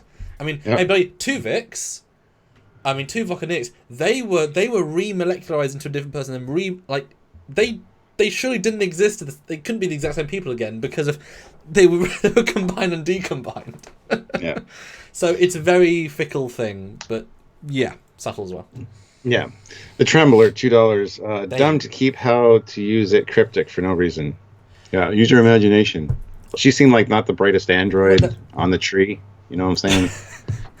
But the thing is, the Jurati does say what it is. So they saved it. But from an android's perspective, it is just use imagination. It's just think of what you want to be fixed and it'll fix it. And Johnny Zenith says, I still don't understand why this channel does not climb much as a subscriber. It's the best Trek show. Oh. Thank you. Katie Carr, $2. What are your thoughts on the lack of Voyager mention? Well, it just never comes up in the conversation. I mean, Seven can't say every time we see her, hey, I was on a ship once. It was in the Delta Quadrant. There are people on it. We got back. It was fun. It's like it needs to fit, needs to flow. I mean, it's more worrying that Chakotay wasn't mentioned. Yes. In the abstract of Picard saying, "Wait, I heard you were settled down with that Chakotay fella." No, he died. Oh, sorry about that. That sort of scene with tattoo face. With that Maquis scum. What? I can't remember his name. Yeah. Because I'm old and I have a brain thing. Yeah. But now I don't. Now I'm fine. I'm a spring chicken. But yeah, the ship is fixed. All the lights go off for some... Hold on 1 second.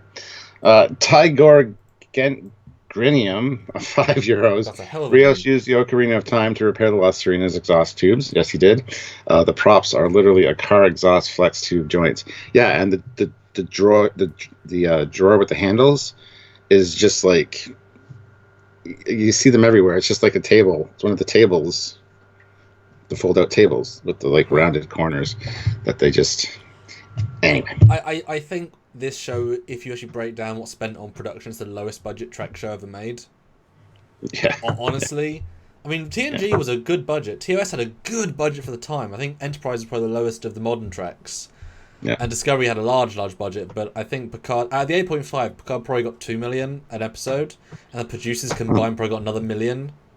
Everybody's saying that they funneled money into Discovery, which I could see them doing when they have two shows concurrently running and they need to not make it obvious that one needs help. They're going to And since that cast I'm sure since they're third season actors, they can charge more than, say, the Elnor. I mean, the cast budget is much higher than ever has been. I'm sure Burnham is she wants to be paid more than everyone. Yeah, I can see them. I can see this. Honestly, I think this show's been made maybe $3 million an episode. Like the lowest of any show. It feels it. It really does. The Ronin, $2. Hashtag not my Harry Kim. The Starship Mango, £2. Hey, Captain and Commander. Hello, Starship Mango. Good to see you. Jay English, $5. Thank you. 7 said she had no home, but wouldn't Janeway have been keeping tabs on her, at least her mother figure? Yeah, that's the thing. how much time passed between Stardust City Reg and like when Ichep got killed. You think that all the Voyager crew would have found out about that, and Janeway would have used all of her. She went back in, or she went, back in time, for Christ's sakes, to change the fate of Voyager. So of course she would go all out to get the person that killed Ichep, because anybody that she's rescued or anybody that served under her during that time is like her family, her kids. Well, not just that, but I'm sure she's the one that helped get Ichep in Starfleet Academy. She was a mentor to him to some extent because she was one of the only children left there. Yeah, I mean, she would certainly use the weight of her admiral power. Yeah, it's doesn't matter. But then, Stuart, the power goes off, and then everything and the lens flares. Oh, you did it! God damn it! I was waiting to make that joke. I have that screen. Okay, back. Right, let's go. Wait. Oh. Hello? Oh, you got it. Wait. Yes, I'm here. Okay, I'm just frozen. Hold on. You're also blurry. Yeah, everything went off there for a second. That was weird. Okay, hold on. Right, okay. And then they turn the power off, and then the power comes back on. Lens flares. No, more energy. Do my energy. Come on, Stuart, like we're going to do. Sorry. Oh. And then the power goes off, and then it goes back on again. Lens flares. I don't know what you want. I don't know. Oh, hold on. The lens flare generator has been reactivated. All is good. Yeah. Look, you can see my lens. That's cool. And I like the foreshadowing of Raffi loving told she's being right, because that's Picard's final words right there. She loves being right. Say those 3 little words. You were right. And then he tells her to piss off, which I love. That was fun. I like that. And then he hears a sound. I know that sound. You know the sound of some dipshit punk Romulan throwing rocks at your windshield? Besides which, you're at the back of the ship. It's not a big ship. You can see out the window, right? You can see him right now, yeah? From the back of the ship? Or do you have to walk to the front of the ship to see him? I mean, you probably wouldn't be able to make out who he was, but you'd be able to see a figure there, for sure.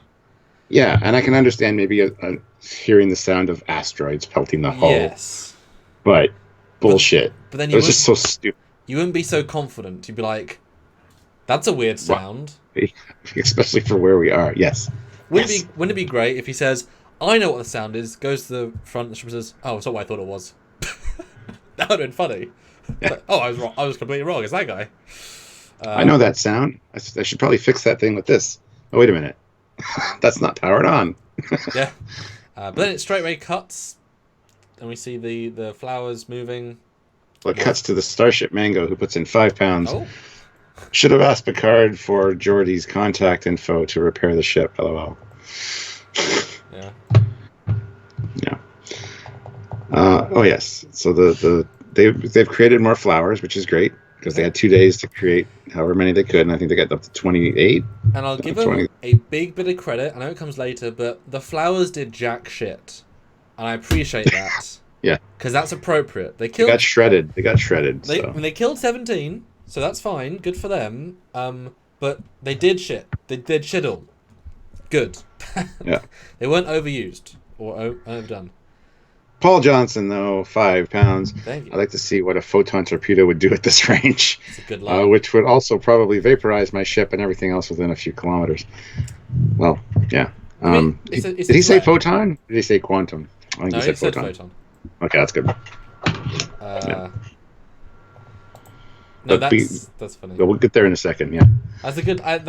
There's a few lines I really like in this episode, though. Like, a few really good lines. There isn't many, but there's some really solid lines. Yeah. So here we got Soon and Girardi, and Soon's like, you're going to be able to help me. You'll lay down the substrate for this, transferring the consciousness. Anything for your children, right? And he leaves, and she's like, they're not my children, asshole. Wow.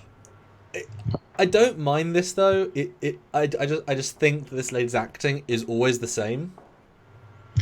Donnie, say hi to Rob for us. Rob Burnett is on right now. Hey. Donnie's taken off to see him, so yes. Say hi from Trekyards. I was talking to Rob last night actually on Messenger, but Yeah, I just watched his review of this week's, and he mentioned me when he said, "Why don't they use starships? They could talk to Tobias or Sam." Yeah. Yeah. Yeah. Yes, they could have. Well, here we go. Here's the punk outside the window throwing stones. But I don't mind this scene with Alice. I just think she's so the same acting every time. I like Brent's like, I can't tell you're a secret agent. I can't tell you're double. I'm totally oblivious to this. Ha ha ha. That's fine. He's not the smartest Sung. We've already established that. He is not. Well, he's a Sung that couldn't really invent the thing. Yeah. They all otherwise did. He couldn't though. But yes, The Rock. And this is actually cool because there's a nice scene of the La Serena buried in the sand and him from the side. That looks really good.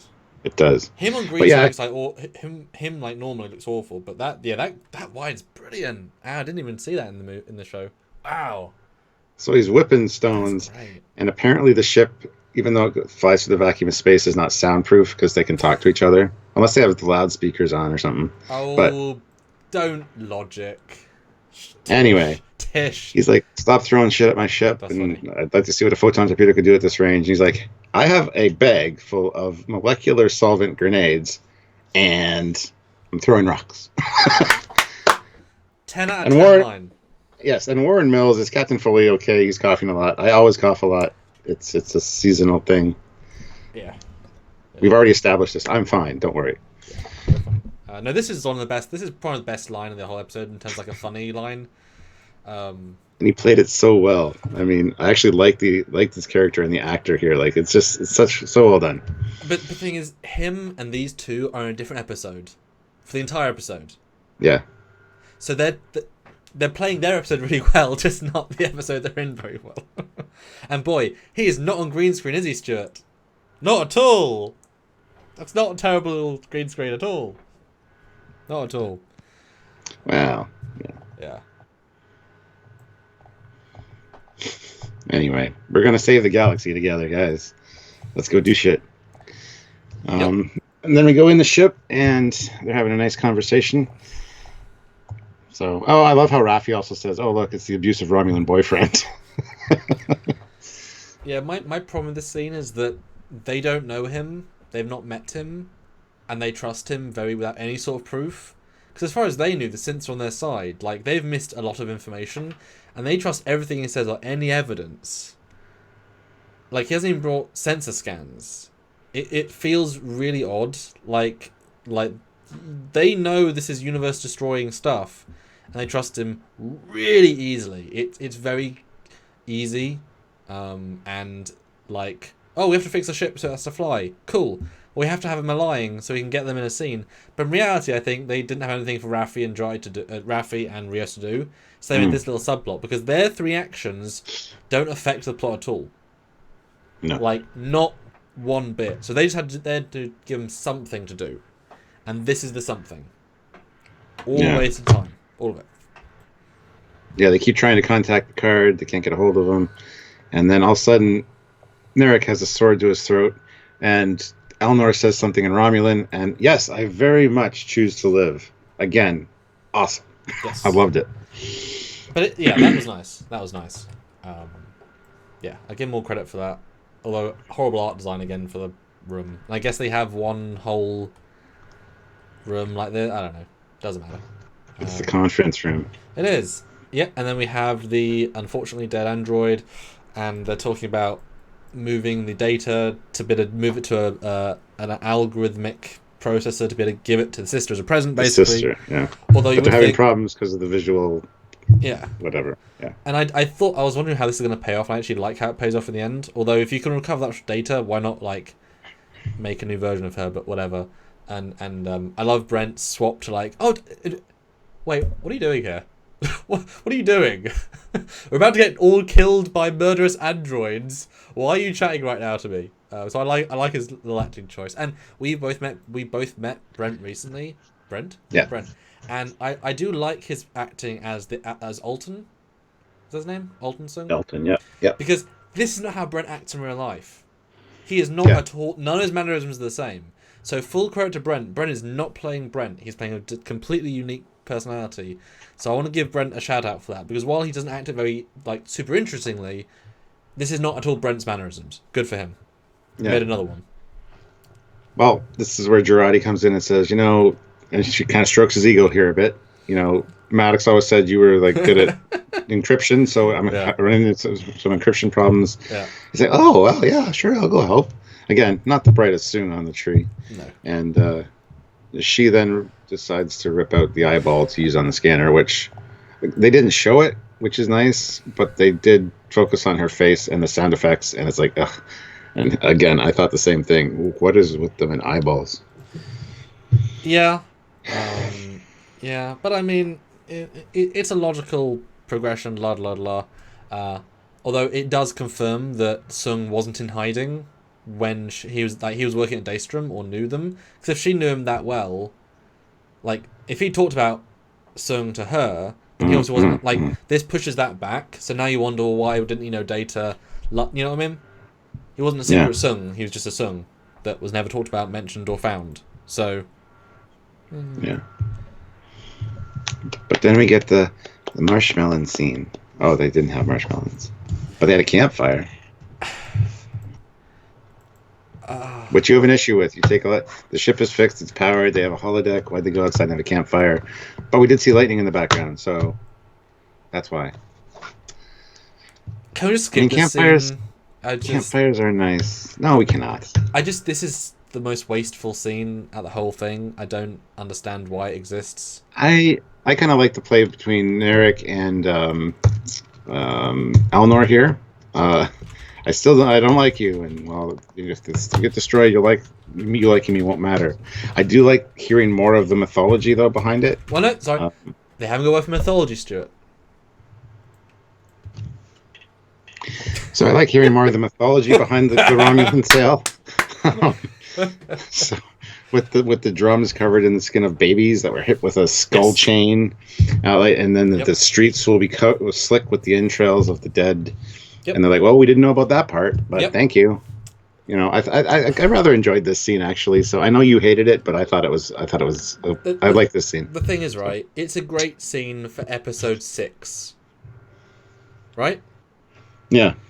And you could push it to last episode, but this is the climax of the season where there's a billion plot threads, and they go into the destruction story that we already know she's the destroyer. We already know the world's going to end. We already know the synths. We don't need any of this. It's completely redundant. It's to give them something to do. It burns like 5 minutes of time. It's completely wasted time, and I don't understand them to go outside at all. Super Coops is right, though. They needed a campfire so Narek could tell a scary story with the proper atmosphere. Neon lights wouldn't cut it. No, Hollow. If they can hologram booze, they can hologram a campfire. But no, I said to you in our review, somebody in the team said, I want a campfire scene. And one of the other writers said... That's Kurtzman. I liked campfires when I was young. I want a campfire scene. And then one of the writers said, why? And he said, shut up. And then it was produced. Because I'm the producer. Yeah, I just you've got a ship with replicas and a holodeck. Like... And they're not even doing food. Like, there's no reason for this in any. Like, it feels even, and also the way that Raffi's like, yeah, tell me more about an apocalypse story that we all have. Like Rio specifically says, oh yeah, just like Armageddon, just like Ragnarok, things of mythology. She would not take any other anything else from this because every race has doomsday stories. Yeah, exactly. So her complete interest in it is stupid. Now, when he does say it's history, not mythology, implying that they've already got destroyed once, that's interesting, sure. But you didn't need 4.5... Well, that's how he prefers to think of it. Because Eleanor, who also grew up hearing these stories, said it's just a story. Sure, okay, yeah. But it's just so redundant to the episode, and it should have been...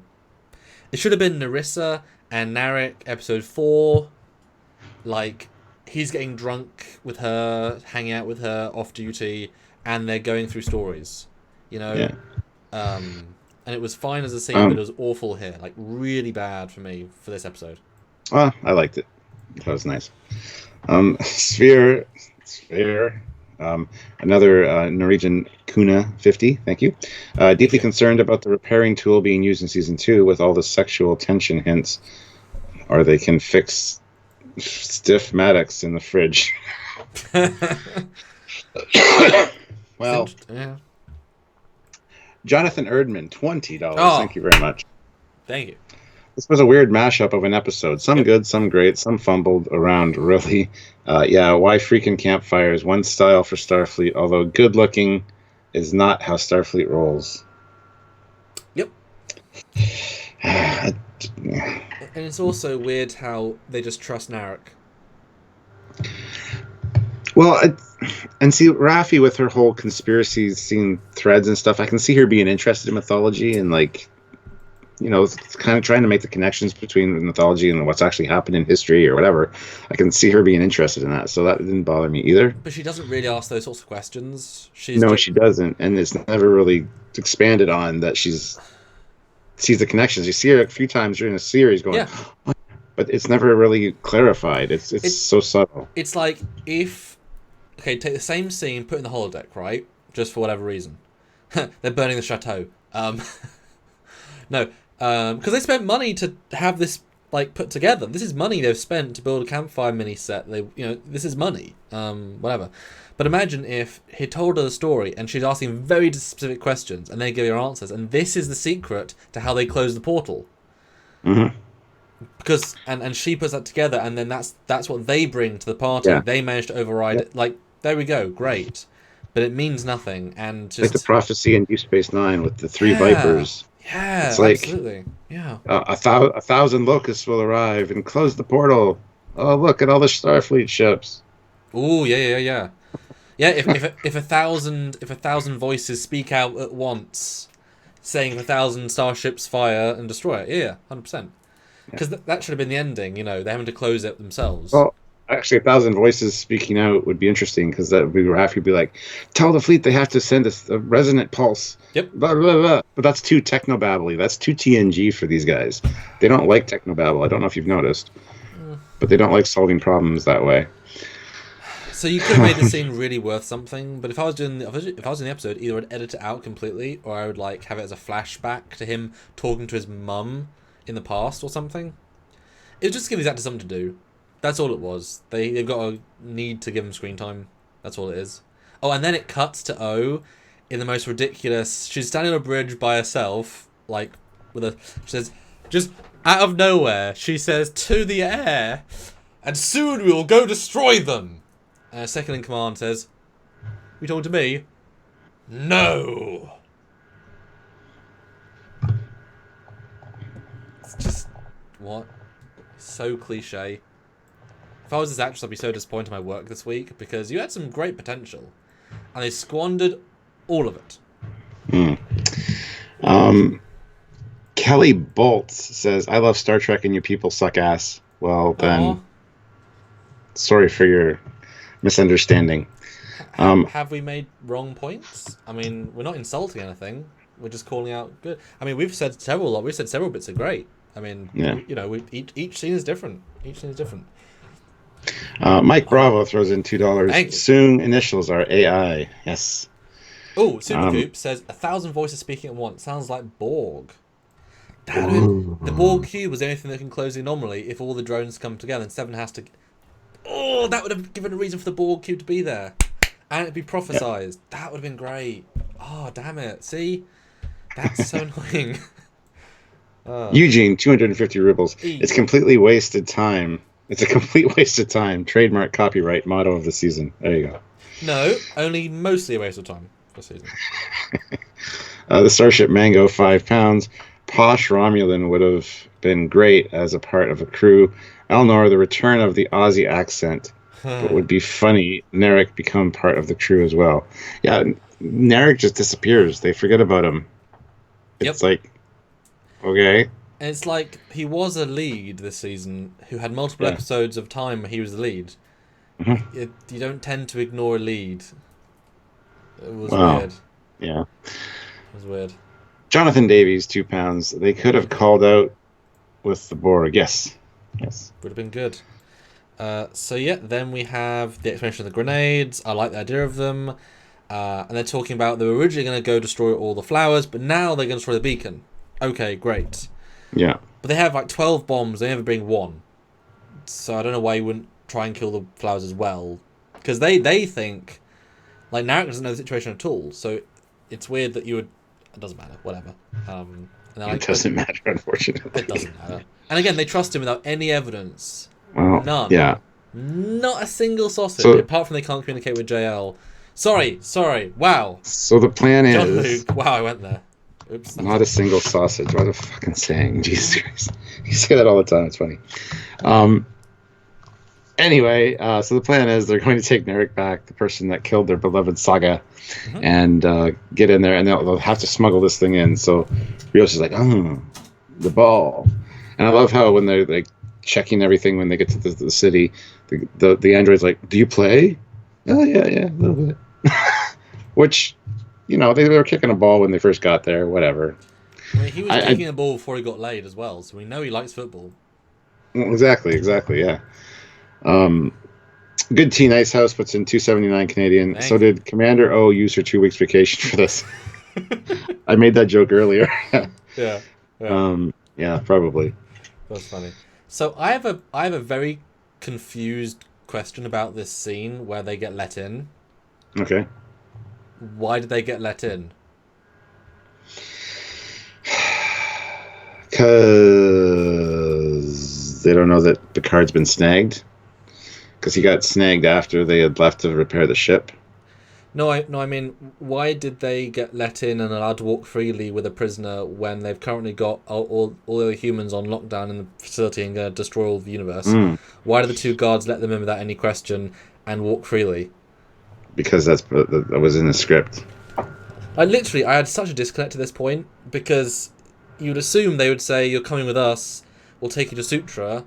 Instead, they just let them walk around. It's like, these guys are your enemy right now. You know they are. You're the guards. Your only guard is as long as they've not got weapons coming in. What?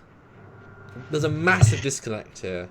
Like, just ginormous. They couldn't think of a way of getting them in and making it make sense. They just said, we'll just get them in. The guards won't care. And they'll be able to walk in it's fine. It didn't even cross my mind. But now it's just like, okay. Yeah. It's like they're on lockdown. They've got a buffer. They've got a transporter. They've got a transporter and communicator block, and they're building a beacon to kill all life forms, and yet they let humans in without any guards, and not call Sutra or Sung. And they made Rios eat an apple to make him look even more of an asshole. Cinema sins for the win. Bing. But it's like, obviously Sutra and Sung would come meet them, wouldn't they? They would go, Bilib, the Romulan is here. Please wait here. No, just go on. We'll meet you in the courtyard. Girardi's still wandering around, so. Yeah, but she was given access. She was allowed to by Sutra and Sung. She was explicitly allowed. I mean, everyone else. They made the whole point that humans are going to kill us, organics.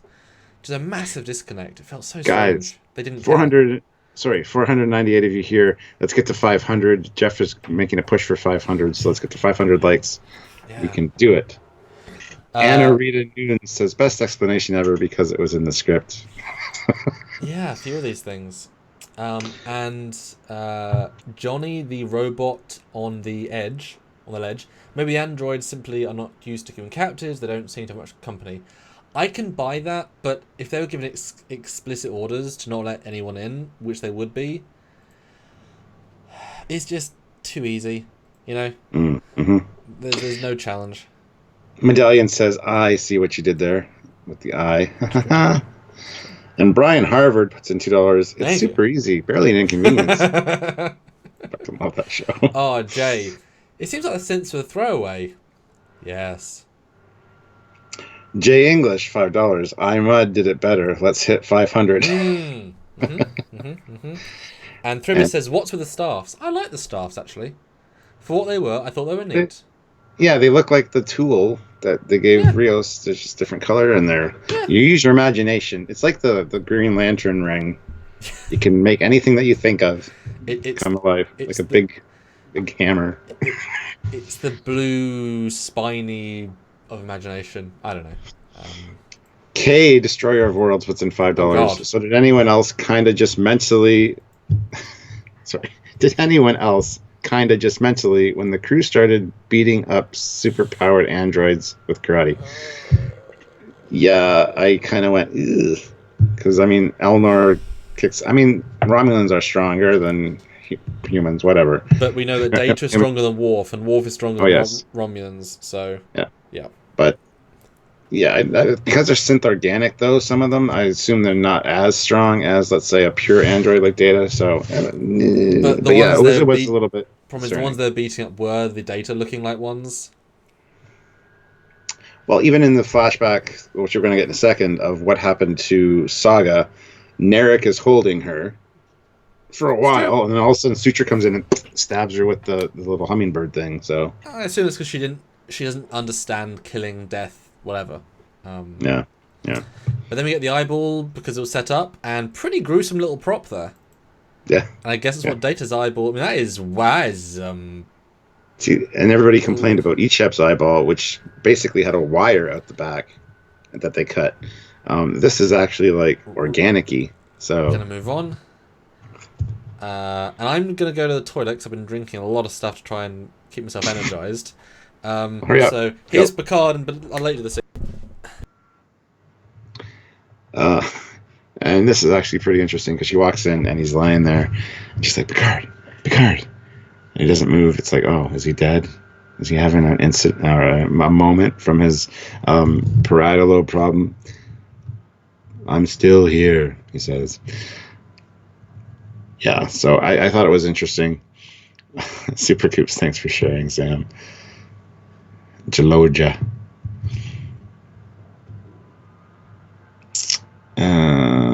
Oh, hi, Agnes, you murderer. Right? Benjamin 0119, Calkins must have a small bladder. He does. He pees quite often. Trust me. But yeah.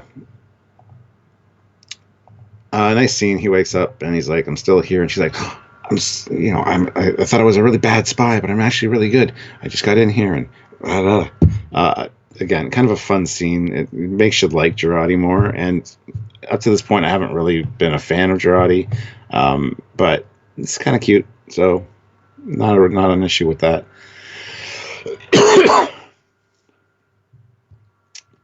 Jarvis, you had $2. That eyeball is missing something. Wasabi, maybe. Ew, why? Well, I can see why you say that because of the prop, but no. Jurati Tilly. And yeah, they're trying to make her be similar to Tilly, but it doesn't even come close. So Thrib says Sam better. Sam better what? Or Sam's better when there's just one of us. I mean, that's true. I mean, fine. I see how it is.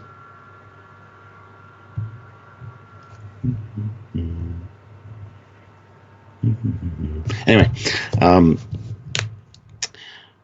no. So I found it weird that Picard wasn't instantly like, "Oh shit, somebody's here. Let's try to get out of here," because it's a perfect chance to escape. I mean, he's done how many escapes in his lifetime as a Starfleet officer? So I don't know why he was just so kind of laid back and chilling, but it is what it is. And what takes Sam so long to pee? I think there's more than just peeing going on. He's wiping his face. He must have peed on his face. So. It's much warmer in here. Hello. I see you wiped your face when you came back. Did you pee on your face? Wow. I cut to Jurati's face smiling when you said that because that was so funny. No, it's just sorry, wash your face. So I just went over this scene how she's a super great spy, even though she didn't think she was. You know what? I like this scene. Actually, I did too. I said that. I actually liked Jurati, and I haven't liked her so far. It feels like it's from a different show. And tonally, it's weird to have this in the universe is going to be destroyed scene. Although it does feel odd that Picard starts lying down, clearly having given up. Whereas older Picard would be searching. You mean younger Picard? Sure. Yeah, I said the same thing. He would have every opportunity, or take every opportunity to try to get out of that room because he's escaped how many times as a Starfleet officer? And him just being old. I mean, this is the fate of the universe, and he's ostensibly given up and lying down. So I don't like it makes him seem even weaker as a character, but it's a nice little scene, and Jurati's fun, and these two actually have chemistry together for what it's worth. But I'm glad she's over the whole murder thing and Doomsday thing, because she's much happier now. Mhm. Even though Doomsday is happening literally over the road at the moment. And then Yes. the Gollum update is complete. You know, complete. And I have to age the skin 94 years. This fresh 20-year-old skin. Let's age it right up. Oh, Yeah. that's funny. I love his reaction though, like, ah. Now, the thing that interests me here in this scene is he's still recompiling her memory restoration, which is fine. He pulls the thing over, but she's lying on that table, missing another eyeball. Do you not notice these things? I mean, her eye was open. She only had one. Now she has none. Small thing, but I assume she closed the eyes and he never thought to look. I mean, often you don't notice things. Like if I was to change one thing on your back, if I was to move one transform on your background, right? You wouldn't necessarily see it for several days or weeks because you're so associating the room, or you just might. So people think that, but a friend of mine, took my one transformer and like raised the middle finger. And as soon as I walked in the room, like instantly, I'm like, "What? What are you doing?" Because I saw I was out of place because I'm kind of OCD like that. But at the same time, yeah, I can overlook the same spelling mistake or missing letter when I printed something 15 times because my brain's like, "Yep, it's fine. Yep, it's fine. Yep, it's fine. Nope, it's not." And you catch it later, and you're like, "How did I miss that?" Like yesterday, for my first reaction review, I put tune in at 10:30 Eastern Daylight Time. That's 9 p.m. in the UK, and I didn't catch it. I put it on all the posts. It's still there, and somebody commented, said, "Unless it's a flat Earth, I think there's a problem with your time zones." Because I'm just so used to putting 9 p.m. for the lives, right?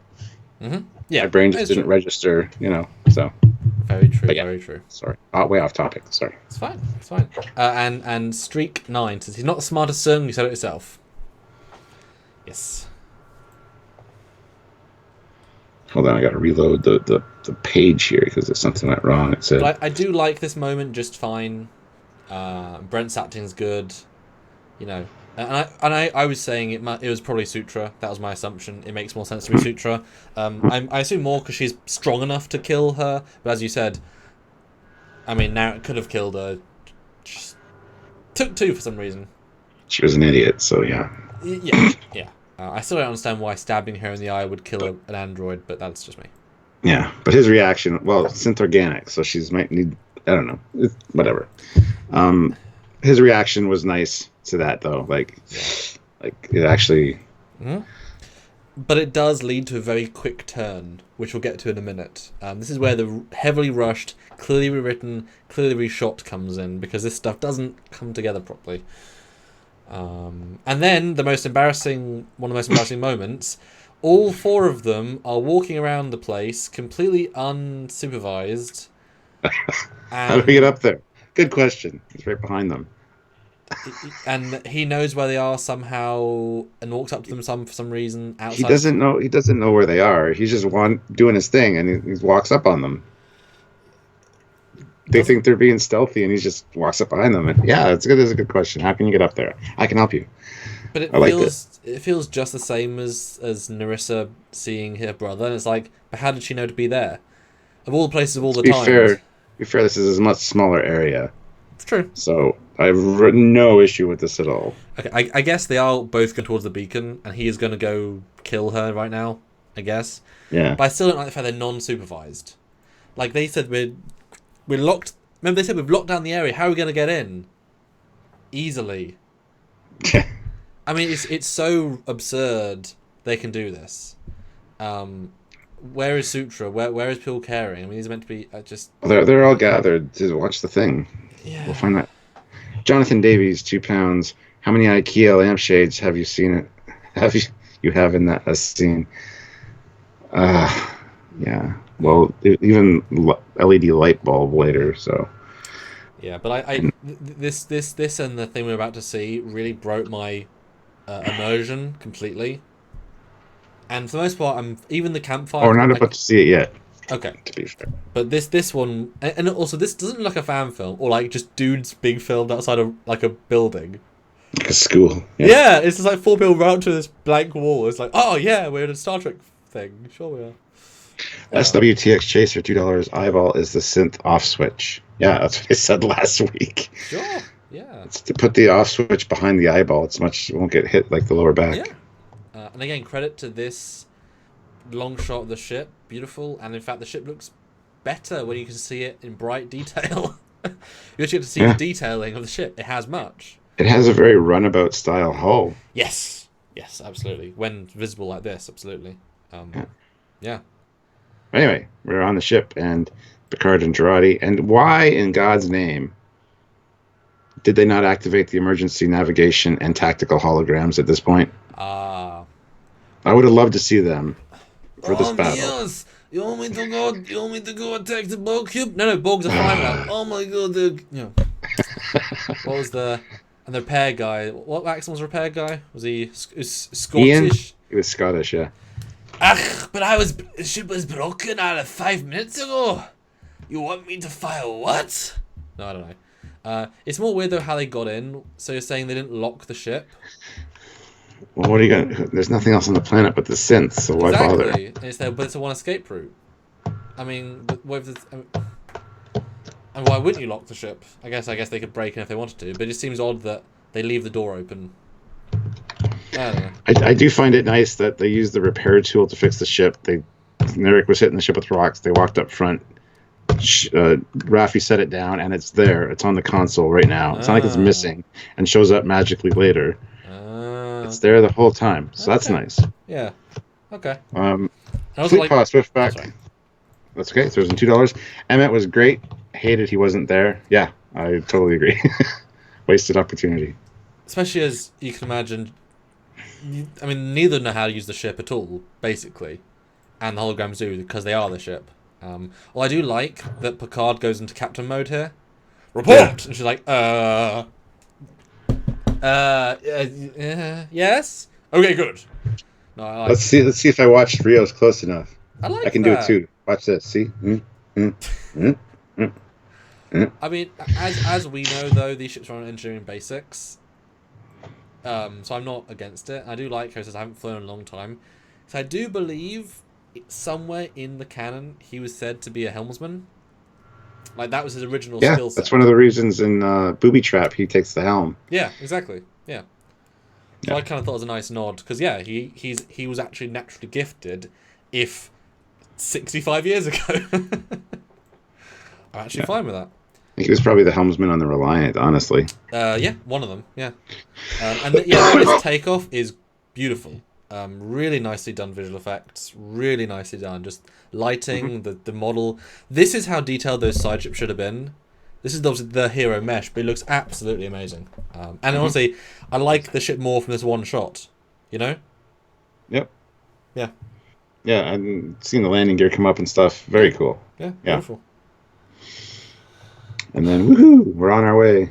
Yeah, and then we get Sutra's only scene. Oh, God. This is so stupid, too. Soji is setting up the communications array, whatever, and Soon's like, here, I want to talk to Sutra. Now, look where they walk. They walk out in front of everybody. Everybody's facing that way. He walks around the pillar. Yes. And zaps her. Yes. After saying, I can see why you killed Saga. I thought I raised you better than that, but, you wanted to rile up the others against organics. Mm-hmm. And he zaps her, and nobody notices this. Because when you look, I don't know, the next scene, he's like looking from behind the thing, and you see Raffi. It's almost like they're off to the side now. And not behind. Like, you would have seen that. I'm sorry, but you would have. And if Raffi's an eye line, everyone else is too. Yep, exactly. This scene made me realize, oh yeah, Soji's in this episode. Like, she had a scene, but it didn't mean much. I actually honestly forgot Sutra was a thing. Like, she was meant to be, she's the destroyer, But But then you realise that once she gets deactivated, Sutra meant nothing. No. Not a darn thing. She was a completely wasted, invented character. Not one sausage. No. Although, weirdly, remember how last week I said I'm now voting for the Romulans, right? Yeah. They wrote themselves into a corner of making the synths villains. So they decided, shit, we have to kill her quickly because she's the only one that's rooting for killing all humans. Once she's off the board, we can root for them again. So they invented Hitler and then killed him 15 minutes later because we had to root for the Germans again. And it's like, but it feels so hollow. You know? Yeah. It's really, really hollow. Although I like how unflinching Sung is about it. I like the scene generally. It's just its construction in the episode is bad. Yeah. Yeah. See, I really like Sung in this episode. Like, he really steps it up a level, and it's not like an asshole like he was in the last episode. He's really a likable guy. Yeah. SWTX Chaser, though, puts in $5. I wonder if there is a ship tutorial he had to sit through to launch. Yeah. Well, considering they just repowered up the ship, I could see that. You sit in the captain's chair. Welcome to the Elfies, whatever. Also named La Serena. That's good. That's good. Would you like the ship to scan you for the basics, the hologram setup profile? Oh, Picard holograms. They should have said yes, or and scanned them. So all the holograms would be Picard after that. That's great. That's great. But no, and please watch this introduction. And there's no skip option. You're like, oh, for fuck's sake. Kind of in a hurry here. Please skip tutorial. Yeah. And Thanasis says, why didn't La Serena go and actually shoot the phasers at the beacon? Didn't consider that. Yeah. Why didn't they?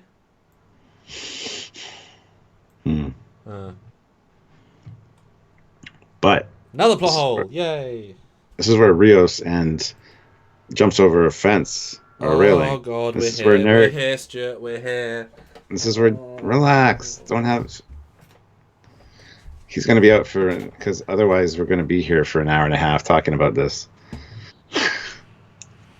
Anyway, Narek and Rios and Elnor go apeshit on the synths. And you might as well enjoy the Narek scenes now, because this is pretty much it. He gets like pinned to the ground, tells Soji to stop, and that's about it for him. But that happens in a minute, because they got to cut to space. Okay, I'm letting you take over until I take over. No. Just we haven't got to the scene yet, though, technically. Okay. So last note, Sutra, easy gone. Sad. Although, why didn't Sung just use the light on anyone else if he can deactivate them? That'd be cool. Him just dropping androids. I mean, why didn't he deactivate Soji? I guess he still wanted to kill all humans, even though now he's helping the humans to destroy the beacon, even though he could take out Soji, but didn't want to. I mean, Sung has no part in the entire climax bit. So what's he doing? Standing there. I guess he's not the smartest Sung, but they also forget he exists, which is weird. And where did Narek drop down from? I don't know. It's like we know exactly. I mean, let me find a shot of this beacon, because it's like there's no roofs. Okay, this is the oh god! Don't copy all 500 pictures, please. Right, so. Oh, I don't know. I guess there's maybe... Oh, I don't know. Doesn't matter. Anywho. They didn't think about it. Sushi Juice puts in $5. Thank you. Star Trek has always had great ship porn. Sweeping, slow pans of the ship. Kurtzman and crew failed to get the simple detail the fans love. Yep. Although I do think the space shots with Picard look better than they could have done. They were cleanly lit, nice planet, ship. Oh, that's true. That's true. So actually, I disagree for that. I think they did actually do them better than a lot of the shots in this episode, in the season. But that being said, the ship porn should have included Captain Riker on this ship, and you see like a slow pan of the front of the ship.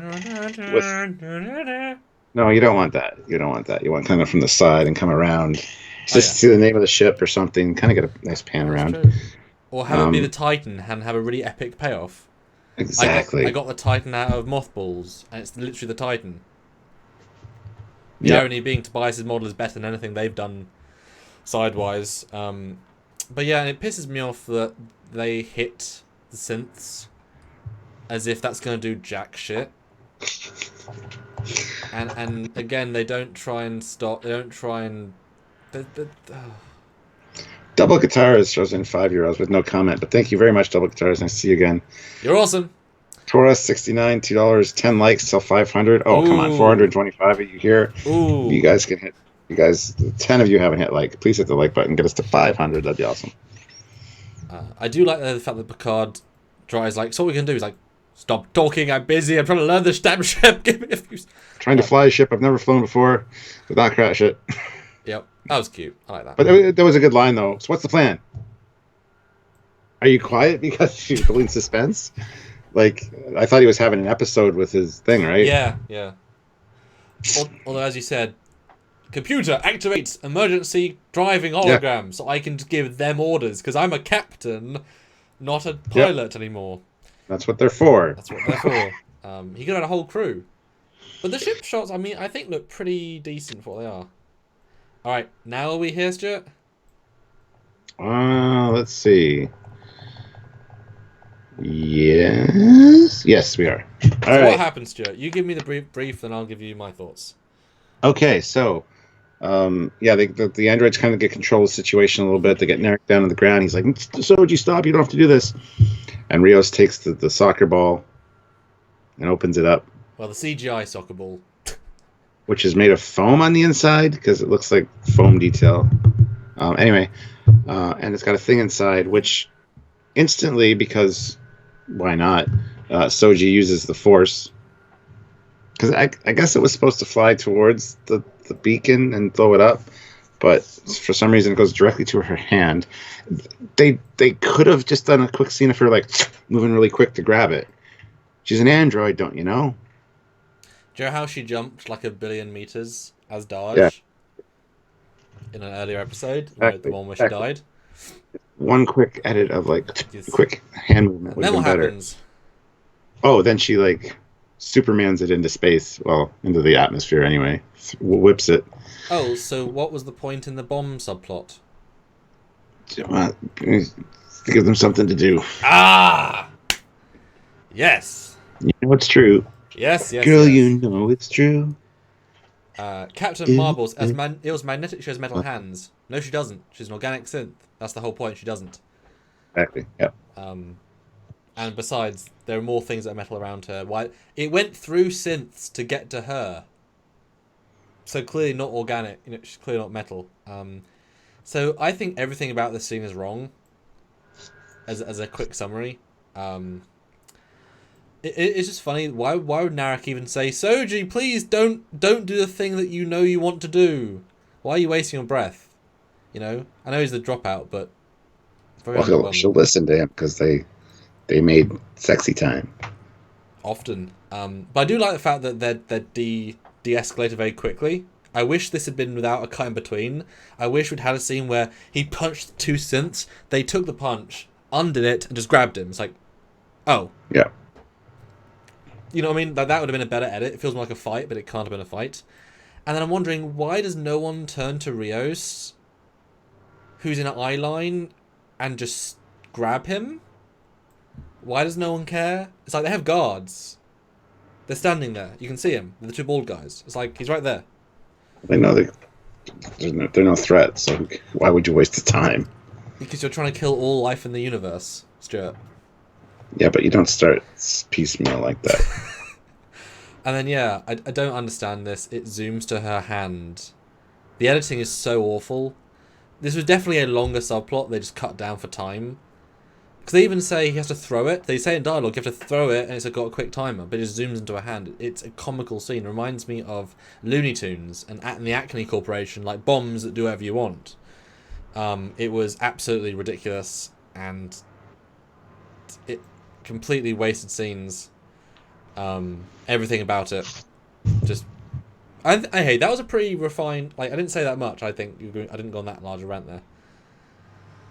We're pretty restrained, so I appreciate that. Well, I have one quick comment about Soji, and I only realized in the second watch.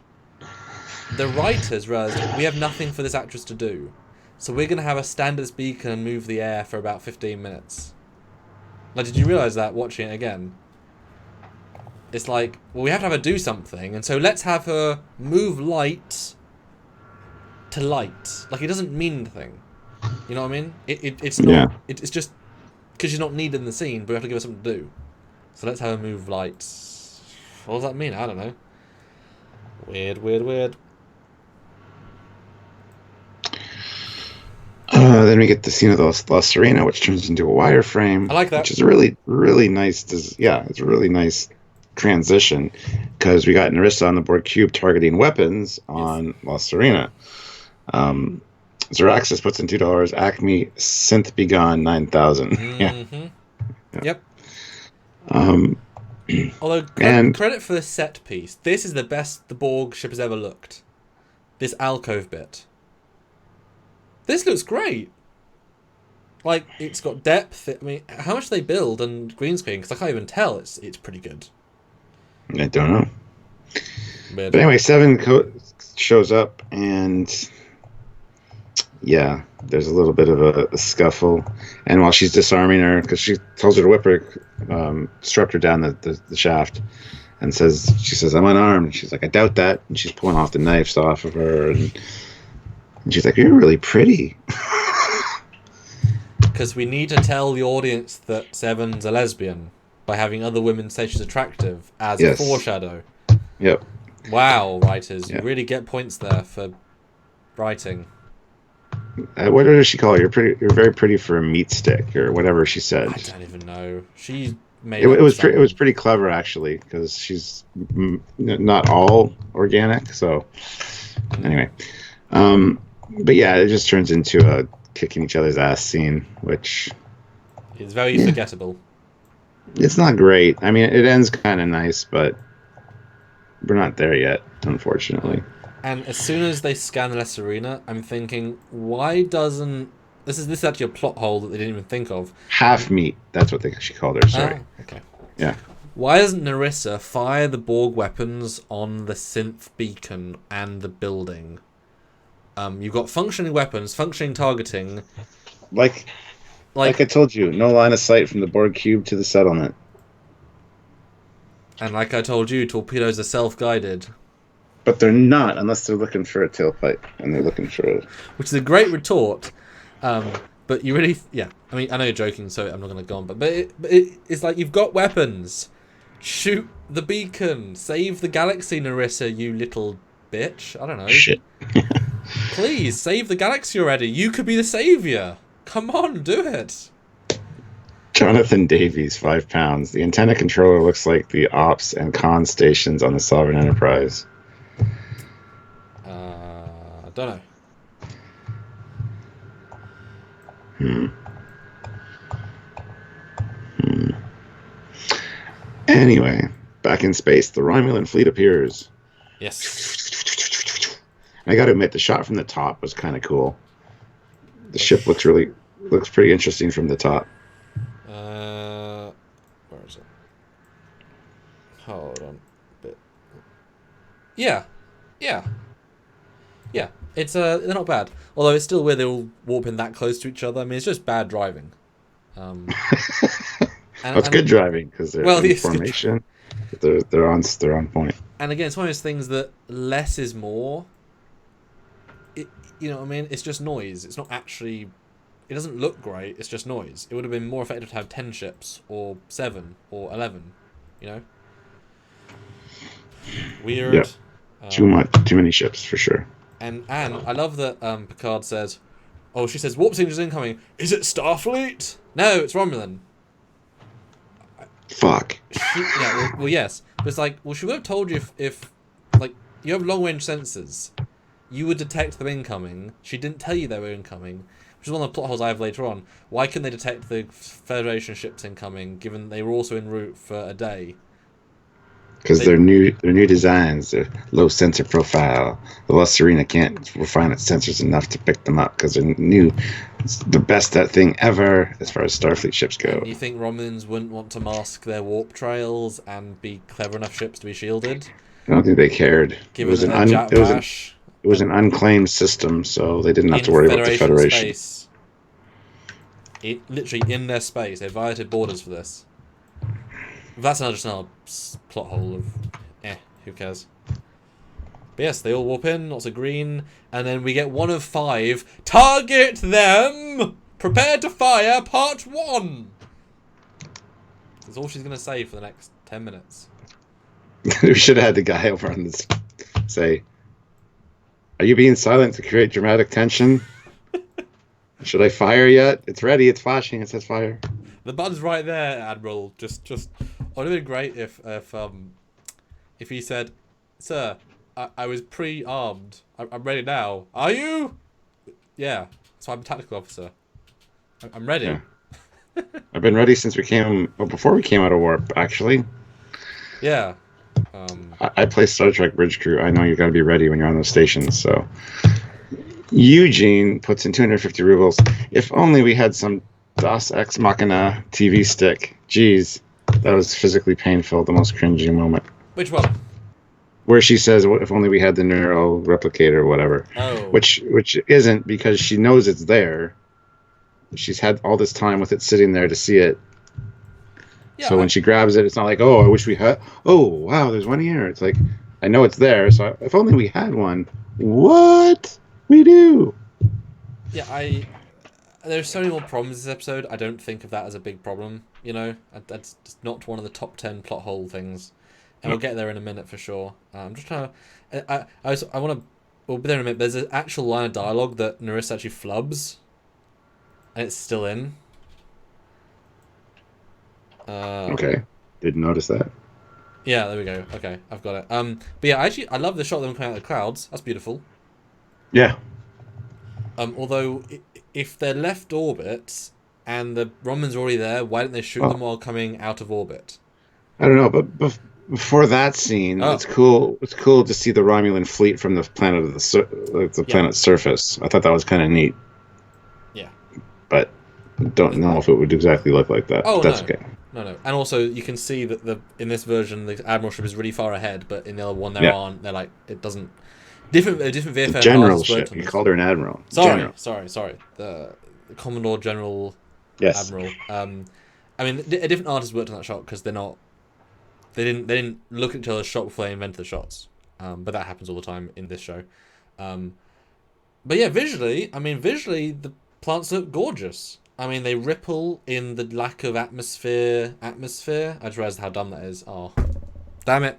But they ripple, they look beautiful, you can see through them. Great level of detail. But why didn't the Romans shoot at them while coming through the atmosphere? Why did they wait all the way until... Because why weren't they shooting weapons already? Why did they wait until the plants were in hurting us range before even shooting the planet? They could have shot the planet through the plants as well. Because everybody, I know, right? But all the Romulans are sitting there going, "What the hell is that? Yeah. Are those flowers?" That's true. Yeah. With their hands hovering over the fire button, like, I took too much Romulan ale last night. I mean, the weed is really kicking my ass today. Snake grass. Was that what it's called? Something like that. I don't know what it's called. But it was just like...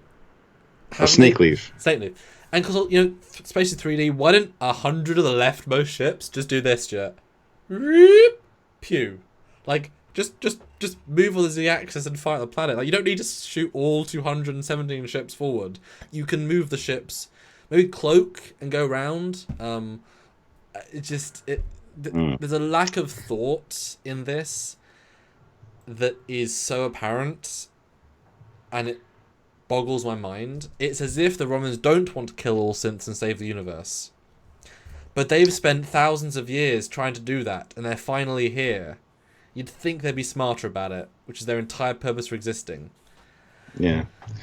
Jonathan Davies, though, 5 pounds. It's like an asteroid field. Gotta be real close. The top view of the Romulan command ship does look like the top of the Dardek's warbird wings. I mean, a little bit, yeah. I do like the look, so... Yeah. Jars, yeah, $5. Romulan dude, we got 200 ships. Shouldn't 15 to 20 of us try to sneak a torpedo through to take out the death beacon? Only takes one. Just saying. Yep. Yep. And Fleet Pass Swiftback, $2. Liked that we actually learn O's name. Oh, do we? Nadar. Okay. I never picked Fleetport, up where's that? Because isn't her name just O? Oh. News to us. So yeah, bit of an odd battle, but I give more credit for how nice it looks. First of all, it's still noise, but at least it's pretty noise. You know. But also, what? Katie Carr says, I'm going to miss your reviews, Trekyards. No, you won't, because we'll be doing TNG, finishing our season 2 look. Yes. Let's pimp All you that people right now. all you people that are here that might not have been here subscribers before, we were doing TNG up to this point. We're in season 2 right now, so we're still just started, and we usually do like 2 or 3 a week. Have a nice review like this, about 2 hours long. Just break the episode down scene by scene and just talk about it. Point out all the flaws with it, all the great stuff, because we like to point out the good and the bad here. So yeah, so join us for those. It's important to clarify, we address each episode as it comes, from TOS, TNG, Discovery, Picard, all the same. You know, Descent we reviewed before this, Picard, and we ripped it a new one. It was terrible, we reviewed it as such. Descent's awful. Yeah. So and it's definitely worse than this episode. I mean, Descent, this is better than Descent, hands down. Oh god, yeah. Better than both parts, I think. Especially part 2. So do come back and watch, because we love doing that, and we do now look at it with the the future canon in mind, but also it on its own basis. And TNG is such a good show, so please do come in and join us for that. That'll be a couple of maybe 2 lives a week, 3. Who the hell knows? We'll get there. We got asked which one we're doing next, which I think is it's Laxana's one where she's Manhunt. That's what it's called. Because we just did Up the Long Ladder. Yes. So join in for that. Manhunt is next. Because you guys make them worth doing. So do join in for that. Right, so now we have the second part of the fight. When she very easily beats Narissa. I mean, it's pretty effortless. And I was honestly blown away. Like, they just killed the primary villain of the Romans. Just done. I loved it because I hated that bitch. So. But you know what I mean? It was so abrupt and so, like, they made the character feel like her arc was literally, for the first 5 appearances she was in, all she was doing was going up to her brother like, look, have you killed her yet? Let me get really close to you. And then she was, hey, I'm going to kill these Borg. Then she disappeared. Then she came back and, hey, I'm going to kill 7 of 9. Like, what a terrible character. Like, her acting is fun in a one-dimensional way, but now you've seen her entire arc, nothing. Just a wasted character. Everybody's saying that they don't think she's dead, so... I can see that. I can too. But it doesn't add anything. Add anything. And now let me bring It was satisfying seeing her getting kicked down that thing, and this is for you. Now, is there a bridge of water there? Well, they're flooded, But that's a bridge of water way up high. It's just water. What? It's not falling off the edge. It's like it's a trough. It's made to pass water through. A pipe. You know how in the JJ Prize, the ships have pipes? Oh, don't get me started. Turns out ball cubes are made of water pipes that are copper and they rust, and one of them burst. They're steam powered too? Okay, cool. Well, people say, well, we've never seen the inside of a ball cube that much. We've never seen the steam powered district.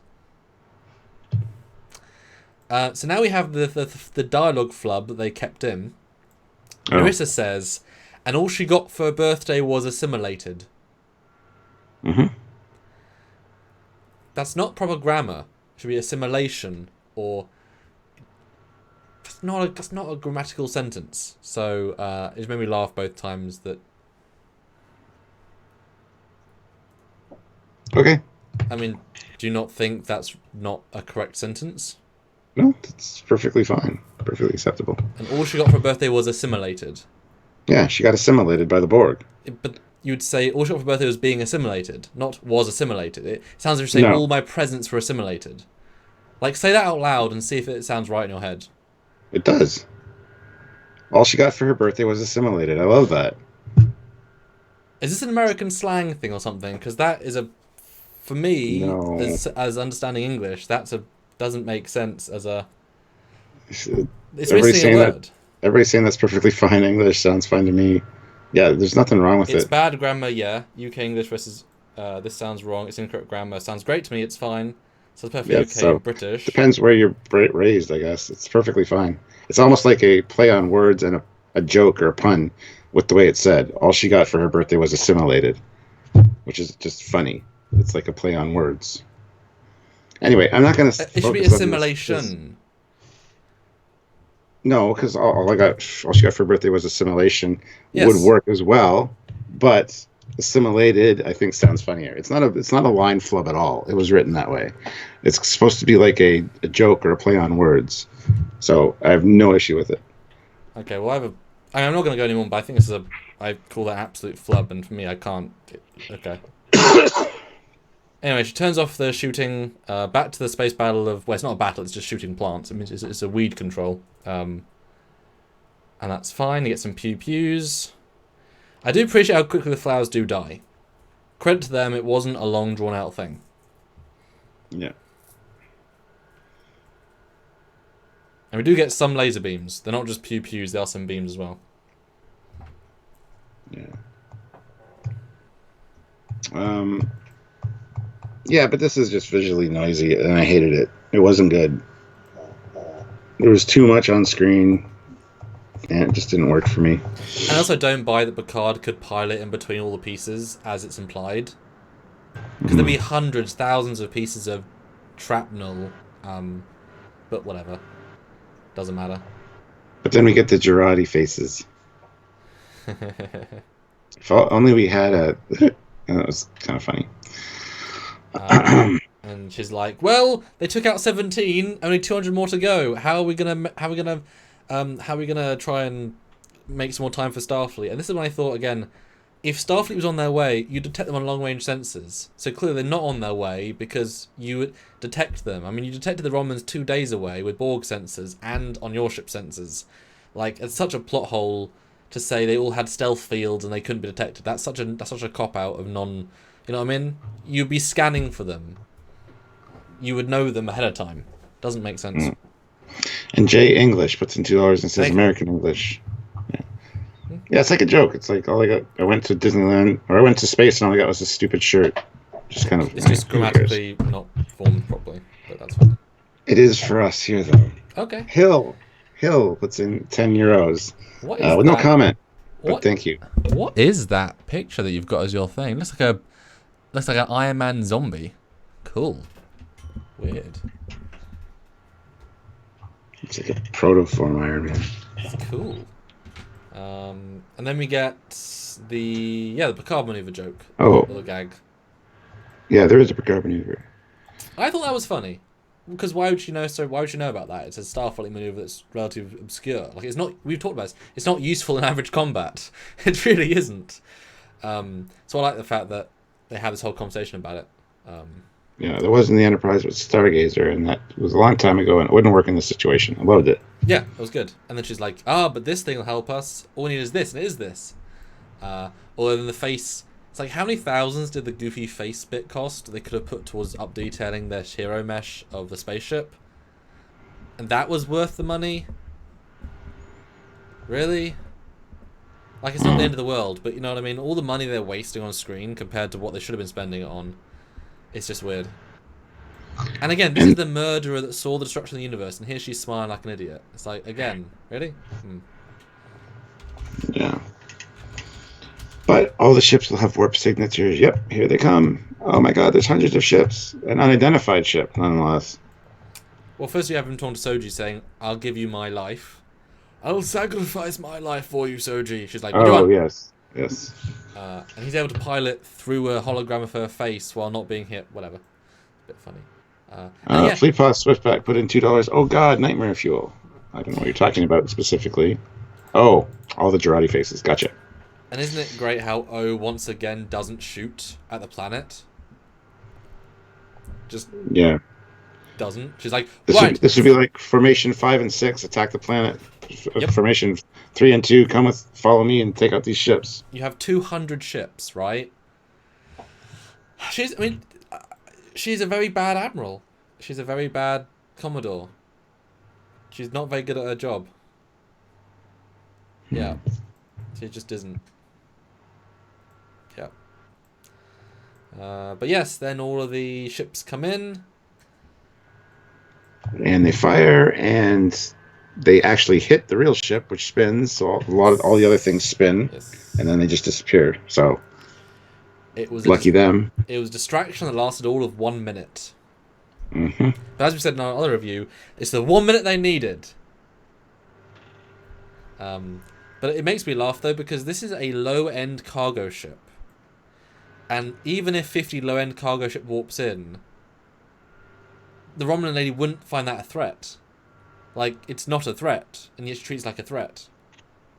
And also, I love there's another audio blooper where the Romulan guy inside the ship says, "There's hundreds of them!" And then you cut to the actual view in space, and there's like 50 of them. And he's like, "Hundreds!" And it's like, no, there isn't. VFX department, or redub the man. Because there isn't. Well, he could have been reading more warp signatures on his chart, that there was more coming in, because she was projecting that. So I don't have an issue with that again. Really? Really. Wow, okay. Eugene, 500 rubles. Riker, stop fighting and leave immediately. Oh, we've basically sacrificed our home planet to destroy these things. Why would we stop now? Riker, because the script says so. P.S. Shang He, copy-paste class, PPS, Algeron. What? Oh, Treaty of Aldron. Oh. So is this the Jurati maneuver then? No, it's definitely not. Okay. Nothing should ever be called that, except for murder. I'm being tried for Juraticide. Plutopia puts in $5 Canadian. Apparently, Patrick Stewart on set thought the Picard maneuver was him straightening his uniform T-shirt. Yeah, we saw the ready room. That would have been funnier, to be honest, when she said it, for him to actually do that. Now, the thing is, though, from his perspective, that was one episode in season 1, whereas on set they did the Picard maneuver for 7 years, and that was a joke for 7 years. So, that I think is fine, because he would never mention that again. You know what I mean? I don't think that's a problem. It's such a small thing, and he was... Learn about your character. It's a pretty important part of his character. But he only heard it once in the 80s, and the other thing he did for 7 years. So I think, having met the man, that's such a small That bothers me about actors, when they just don't give a shit enough to care. But he does. He likes Picard a lot. He knows about the Stargazer. He knows some stuff, but that's one episode from season 1. I mean...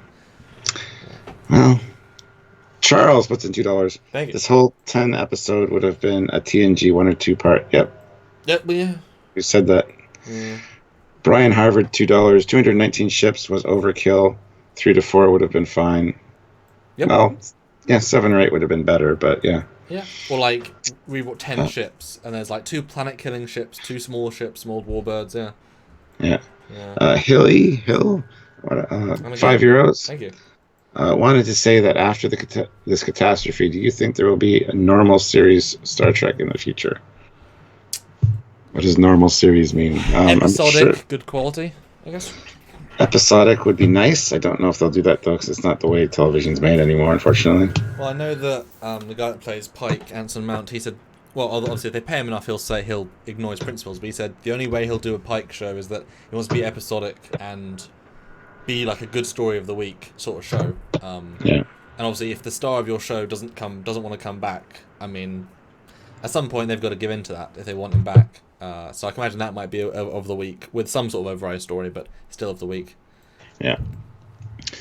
The Trembler, $2. Star Trek Online will probably call it the Jurati maneuver. Yep. Fucking better not. I'm okay with that. Didn't work. And in fact, no. The thing is, it was done in Voyager already. The exact same thing, making holographic ships to help fight off Kazon. They use holoprojectors, it was the exact same maneuver done 26 years earlier. Yeah. So.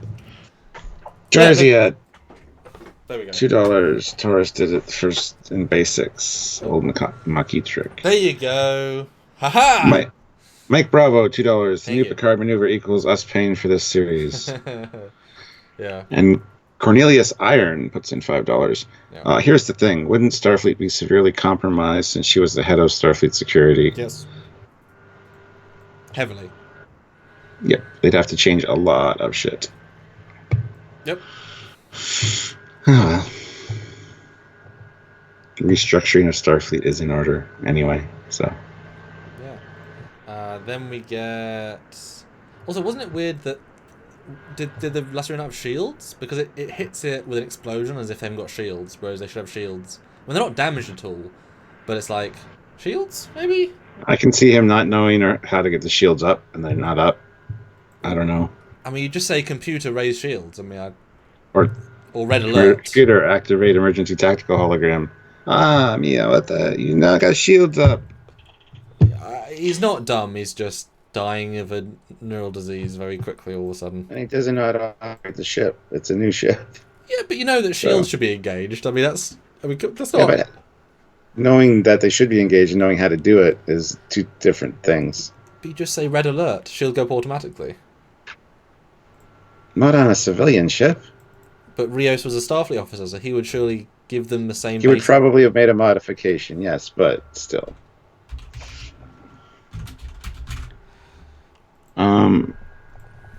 Yeah, so anyway, the beacon gets finished, launches this huge red beam, which is blue initially. Now, the launch is blue. That's funny, because we were told that light should change in the atmosphere, and I said they wouldn't be smart enough for that. They did! That's one of the tiny details they did. The first frame from space, you can see it blue half and red the other half. Yeah.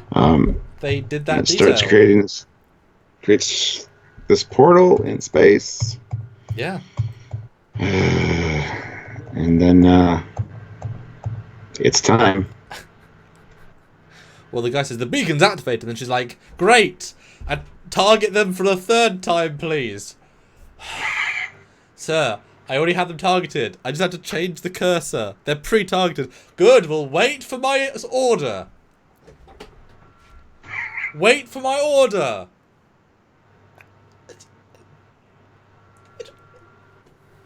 She's a terrible Commodore and General. She's terrible. But anyway, the music kicks in and excitement. Things start coming out of warp. Oh my god. And for literally 2 seconds I was like, and then I'm like, oh wait a minute, they're all the exact same? What? Yeah. Da da da da da da. So they're not all the exact same, Stuart. There are a few sort of there's two nacelle types. I'm aware. I know. We did a long episode on this, and they also move where the nacelles were on the pylons. And there may be a slightly shrunk version of the saucer, but I doubt that. But for the most part, they're the exact same ship. And they're a concept that John Eves designed in 2008 for Star Trek Online that was reused and changed a little bit. Star Trek Picard. Money put in all the right places. Yep.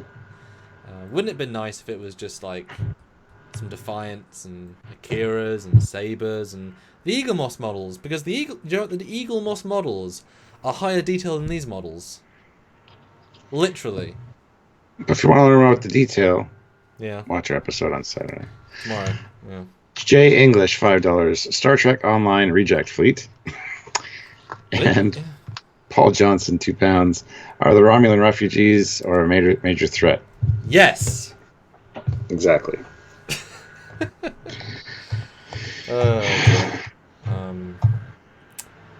But Starfleet's here, and it is disappointing. Too many ships, way too many. They lose all impact and all strength because it's just a lot of nothing. Like 11, 12 ships would have been perfect. Yeah, and people saying the Avenger class from Star Trek Online, and yeah, it definitely has similar things. I mean, that, you know, there are only so many variants, as in of what you can do with a ship, but it's a thing from Stone. Yeah, Bram says no markings, no deflected dishes, no phaser strips, no escape pod hatches, no blinkies, no RCS thrusters, no self-illumination, no window detail, as in stuff inside the windows. I mean, nothing. Plutopia puts in $2. Ships don't have any hull pennants or registries. Nope, they don't. Because they would have to change it on each one. They just wanted to clone them. So. Which is fine. That's what DS9 did. Nothing against them there. But these are some of the least detailed ships in the last 20 years of Star Trek. They're embarrassingly low detail. Embarrassing. I know the rumor is they finished this last week, but if you know you've got a Starfleet ship for your year production life of a show, and you have 7 months of filming I mean, come on, build the ship. You know you're going to do it for Eagles. You know you're going to make shirts out of it. You know it's going to be a thing. Spend more than 2 days building the model, please. Why are you copying out with the lowest possible definition model on a 2020 Star Trek show? Yeah. Joe Emerda says they ain't doing social distancing. No, the fleet definitely is not. They're very, very close together. But too close. The people inside the ships are. There's only 7. There's only 10 people on each ship because I mean, did you see Riker's bridge? There's no one piloting the front helm. He's the only one. There's only 3 people on the bridge. Him and his 2 back people. Because of distancing. There you go. Makes sense. But yes, Stuart, Captain Riker of the not USS Titan. What did you think when you saw Captain Riker? Not Admiral. He was acting captain, not acting admiral. So he was never promoted past captain. What do you think? Woo! I thought it was great. It's a good build up to my reaction, but it was fine. Glad he wasn't an admiral, actually. Yes, me too. He looked great. Although I don't know about you, and this might just be me, but when you saw his shots, you can tell using different cameras or different styles of filming than the rest of the footage. This looks like Discovery footage. Like the way it's filmed, it has that Discovery vibe with the amount of depth of field, with the colours. Like this was clearly filmed on. I mean, we know it's on the Discovery set because it's Discovery Captain's chair and Discovery back is the Discovery set. But it's also filmed with their cameras on their settings that looks and feels different to the rest of the footage. And I kind of liked it more. I was like, oh, it looks really sleek. Really sleek. And he looked great in uniform. Good for Frakes for coming back. Terrible looking bridge. But great in uniform. And what does he say? He says, J English, $5. Wow. I honestly thought these were ripped from Star Wreck. Jonathan Davies throws in £5. Don't warp so close to me, the police. Yeah. And the Trembler, $5. Was hoping for memory beta classes, even if they had to pay makers for them. Vestas, Lunas, and Odysseys. Also, Star Trek Online will add the Shing-Hi type now. Yes, they will. Yep. Absolutely. What does he say? I don't know. He says, I'm Captain Riker. How you doing? Oh, he says, oh, yes, I forgot. Hey, General or Commodore or whatever the hell you're calling yourself now. Sup? Yeah. Well, he also says, you're in Federation space, this is a protected planet now, and she's like, no. No, it's not. We laid claim to it first. And it's like, you can't claim a planet inside Federation space. You should know that you were the head of Federation security for 30 years. What did that mean? What was she on about? I don't know. I thought it was a weird comment. And he's like... But... Oh, sorry. No, that's okay. I'll go ahead. Well, then he says, but the Treaty of Eldron. Yeah, fuck yeah. Because that... But... I like how it ties in with Picard's message from the last episode, like requesting, first contact protocols. So, haha, we got you. And it's like, this is not binding. What are you on about here, Riker? I know you're being a formal, but her reaction is like, oh shit, I must stop my 2,000-year-old crusade to save the universe because of bureaucracy. Yep, I didn't sacrifice 35 years of my life in Starfleet to give up now. God damn. So strange. Mike Bravo, $2. Utopia Planitia destroyed, hence same ship made. No. Dumb reasoning. No. Sorry, but it was. Max Volume. The planet isn't in Federation space until he proves Picard laid claim to it first. No, they already say it was in Federation space. They explicitly say it was earlier in the episode. Yeah. So, no. J English, $2. We needed Deanna at the helm. We needed Deanna on the bridge. I thought that would have been nice. Oh, that could have been... Not at the helm. Not at the helm. Because that's going to end badly. She could have crashed the ship into the beacon to stop the beacon from... I mean... That would have been fine. They had enough spare ships. Could have crashed 10 ships. Every appearance we're going to keep going further and further. Or she could have crashed one ship into every other Romulan ship. There you go. But we get some stalemate shots. Again, it's just noise. It's too many ships. You don't know what they're capable of. Although Riker does say, "I'm the most advanced ship, most powerful ship in the Federation." Although I think personally, he's giving his poker face. They're not really. Although I think so too. O would know. O would know. She's head of security. Although doesn't mean you know what all the ship classes are necessarily. Although you would if you we would. She would. She's Vulcan. Like, come on. They kind of focus on those details. But yeah, he says the fastest, most heavily armed ship in Starfleet, and I got a fleet of them at my back. And it's also the flagship, which leads into the next super chat. Ribeye Overdrive says $2, puts in $2 and says, "Thought Federation flagships were named Enterprise. They should be." So I mean, they're not always. I guess they have been since the time of Kirk and the refit. Yeah. Yeah. That's the passing the torch to the next Enterprise every time. It's always the flagship. Yeah, I guess we don't know anything about the current one, though. Unless Enterprise D got destroyed, and they're currently without an Enterprise, so this one temporarily gets the flagship status since the Enterprise new one has been built. Actually, I like that. Although this is the most advanced ship, so you're saying they're building the next most advanced ship. Well, the heavy cruiser, because this fucking isn't a heavy cruiser. But it's the most advanced, powerful ship ever built. No, it's not. The Trembler, $5. O wouldn't back down, would have liked either a brief battle where Romulans were driven off, or O stopped by her crew, who decide it isn't worth it. Yeah. Yeah, this is where you can tell they rewrote the season, they rewrote the end, they refilmed. I mean, everything that O's filmed is clearly on green screen, and it's only 2 angles, so this reeks of completely remaking the ending. And not as good as Discovery did it, considering. I would love to see the original scripts. This is not the ending as it originally was. I mean, you can feel that. They even said they did ADR of Riker saying, "And I've got a fleet of them," because they couldn't do CGI in time. They had to ADR a reason for why there were so many ships. Originally, he was just meant to say, "This is the most advanced ship." So they were that reshooty that they had to reshoot the reshoot. And then Riker says the most famous... I know he's sort of retired, but... deflectors at full. Riker, you know how in 3 episodes ago you should shields up? That's what you say. Deflectors aren't shields. Shields aren't deflectors. And yet you turn shields on, all the ships go blue a little bit. Why do they spend money on VFX to make ships glow blue a little bit? That's not how shields work. And the shields would have already been up when they warped in, and you're telling me they didn't have shields on? Another little stupid moment that sounds cool for a non-Trek fan, but is not logical for a Trek fan. Yeah, deflectors to full, and just seeing the shields do the thing. It's like, okay, no. I would have rather have said, "Red alert, shields up," like you did in the cottage. Yeah, I mean, we said it this season. It definitely feels like someone who's not a Trek fan wrote this one, because it's, obvious. But I guess they also made roller coaster ride turbolifts, and if you're a fan, you know that that's not what happens either. But whatever. Yeah. Jonathan Davies, £2. Deanna only crashes a ship every other decade. And Lookout Tower Radio, £2. Maybe they were waiting till Tuesday for the F. Yeah, they couldn't wait any longer. Yeah. Jarzia, $2 Canadian. There were 20 years between Enterprise C and D.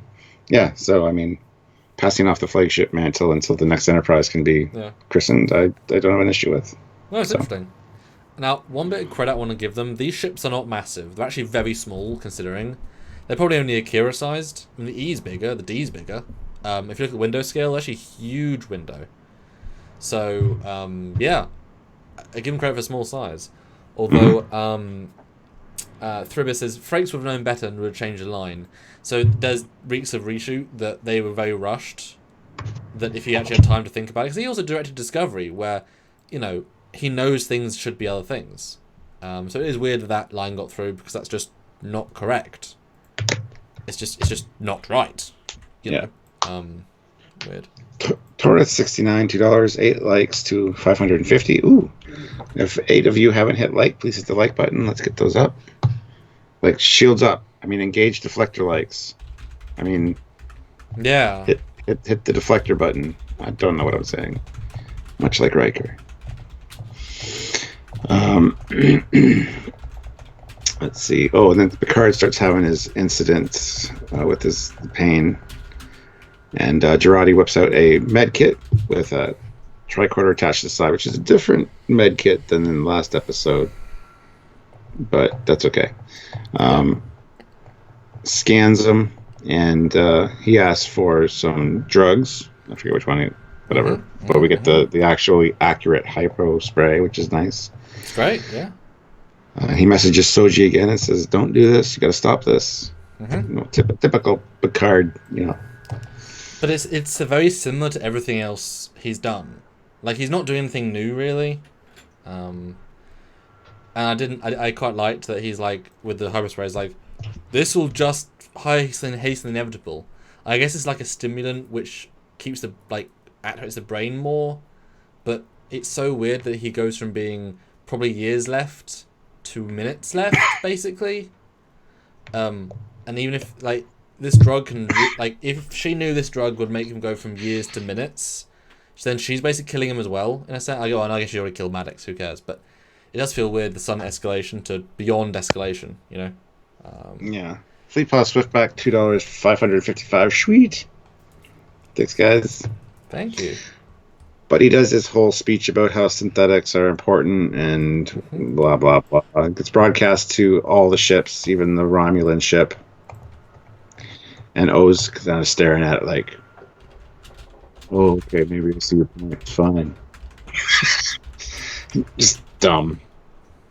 But I love Riker's reaction, the smile. It's like, yeah, that's my captain. That's it.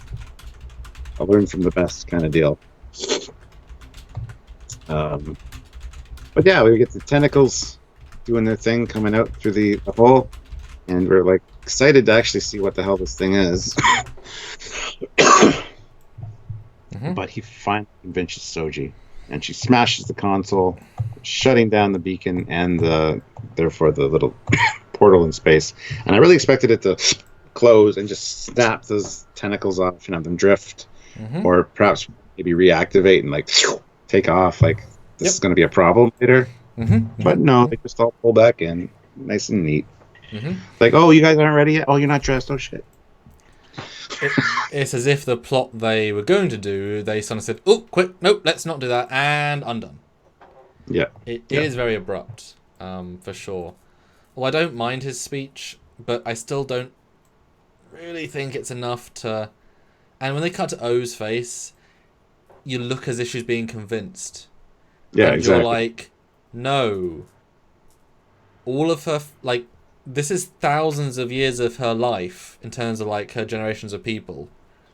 Him saying, because this one person chose not, if this one person chooses to not kill everyone, synths are good. No, maybe not. Because what if one other synth, they've now got the beacon, they can do it again. I don't know. But yeah, Soji chooses to not be the destroyer. It's very easy. Eugene throws in 250 rubles. I guess they don't want our help to wipe out the galaxy. Back to sleep. Yeah, exactly. Yeah, I mean, I was expecting, honestly, either a post-credit or a scene in this episode where a second door opens that they're generating and ships come through. Because if they're not the villains for seasons 2 and 3, then that's another massive plot hole, because now they know synths need their help. I mean, it's like calling the police. The police have a duty to check up on somebody. Yep, and the 911 call's been made. They can track it. They can show up when they need to. And I'm sure they have instant transwarp. I mean, of course, it seems very bizarre. Again, reshoots, changing the ending, la la la. Very strange. Very, very strange. Yeah. And then, Riker's like, if you don't, Get out of here, I'm going to kick your Tal Shiar ass. Yeah. Although it'd be better she's like... Sorry. Oh, go ahead. Or it'd be better if he'd said, your Starfleet betraying arse. He didn't really treat that as if he knew that, she was, a traitor as well. I think the delivery implied that, though. Yeah, but she's like, oh, we'll take off. There's no need to escort us. He's like, no, it's no trouble at all. Then he says his goodbye to Picard, which is really nice. The whole I learned from the best. And, I wouldn't, I'm here for you. I got your back kind of thing, which was great. But, of course, now the fleet has to leave, which I think is a huge disservice, but whatever. The entire fleet decides to warp out to, I guess, escort the Romulan fleet back. One ship per one ship. I don't understand the situation. I don't know why they wouldn't stick around. Because you can't see this happening in an episode of TNG, where the Enterprise gets called in to help somebody, warps in for a second, helps them, and then says bye. No, there'd be more than that. Except in Descent, Part 2. Which was one of the worst ones we've seen. But yeah, I don't buy for a second that O would leave. I mean, she spent 40 years in Starfleet, and he'd probably arrest her as well, because, treason. I mean, if she's not a villain in season 2, I don't know what. Well, she can't. There's no treason unless she was actually a Federation member to start with. She was a Romulan the whole time that was working for the Romulan side, so it's not really treason per se. But she legally joined Starfleet in the academy, legally went up the ranks, legally served, legally became captain, legally. You know what I mean? Like, she did all the things that involved. That's why she said she was put there early on. But yeah, they warp away and then oh goodness. Jeff Jacobs, $2. Can we set a record?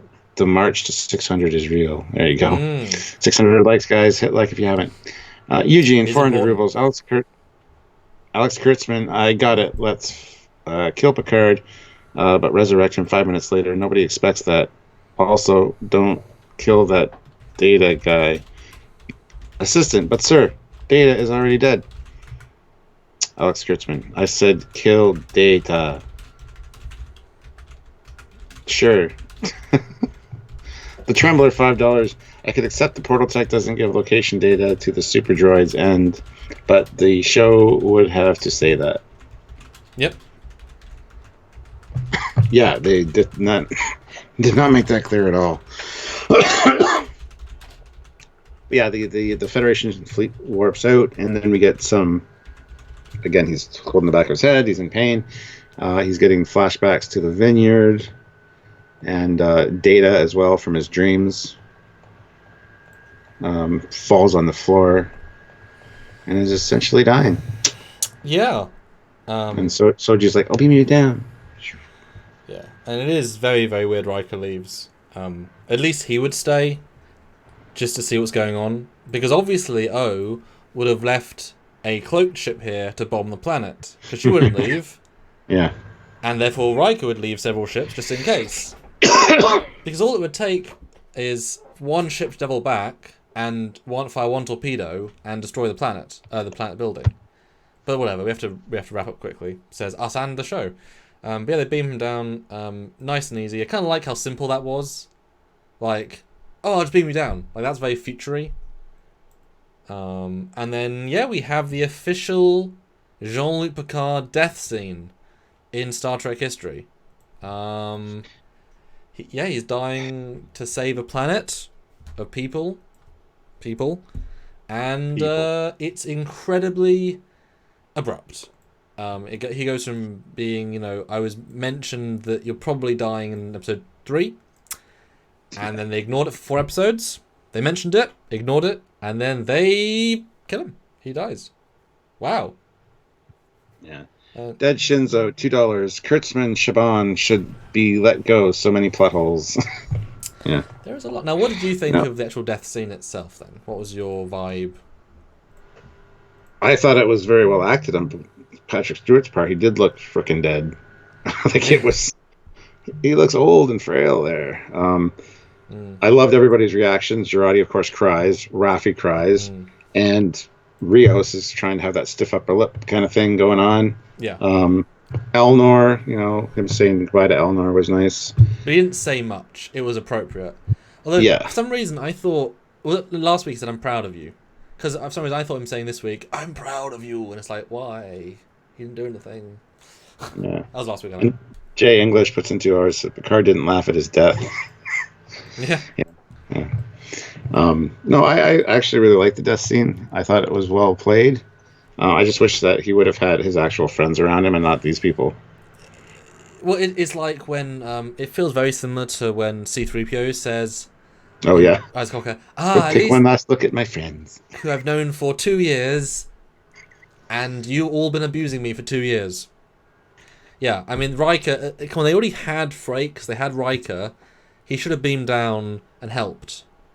Even if they had to redress the Discovery sickbay, they should have said he should have like fallen unconscious during the call, and Riker's like, "Shields down, I'll beam you up," and Yeah, they beam everyone to sickbay, and they get to be around him on the redress bridge, redress scene, whatever, fine, and have Riker there, and he doesn't even say much. You know what I mean? Like he just holds his hand or something, or holds his shoulder, and Picard gives him a look. You know, because can you imagine how pissed off Riker would be knowing that one of my best friends in all my life died two yep. minutes later when I was half a light year away? Like, can you imagine? Because he's going to get the call from Jurati saying, by the way, I know you've been his friend for 50 years. He just died. Yeah, that's a good question. Why didn't he walk back? When he was told that Picard died, why didn't he walk back and see them? Why would they not call him? He's one of his best friends. He's the guy who just saved them all. They don't know that.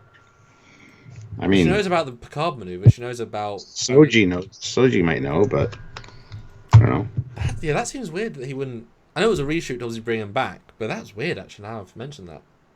Nah, I don't see an issue with it at all. They got their own shit they're worried about. That's what happens when you don't plan a season from the start and you make it up as you go along. You don't have these things that interconnect well. Rambling Connect, $5. Thank you. I felt that Picard final had a few faults, but ended strong. Keep up the great work. Thank you, Rambling. Well, the second half, the last third was much stronger. Yeah.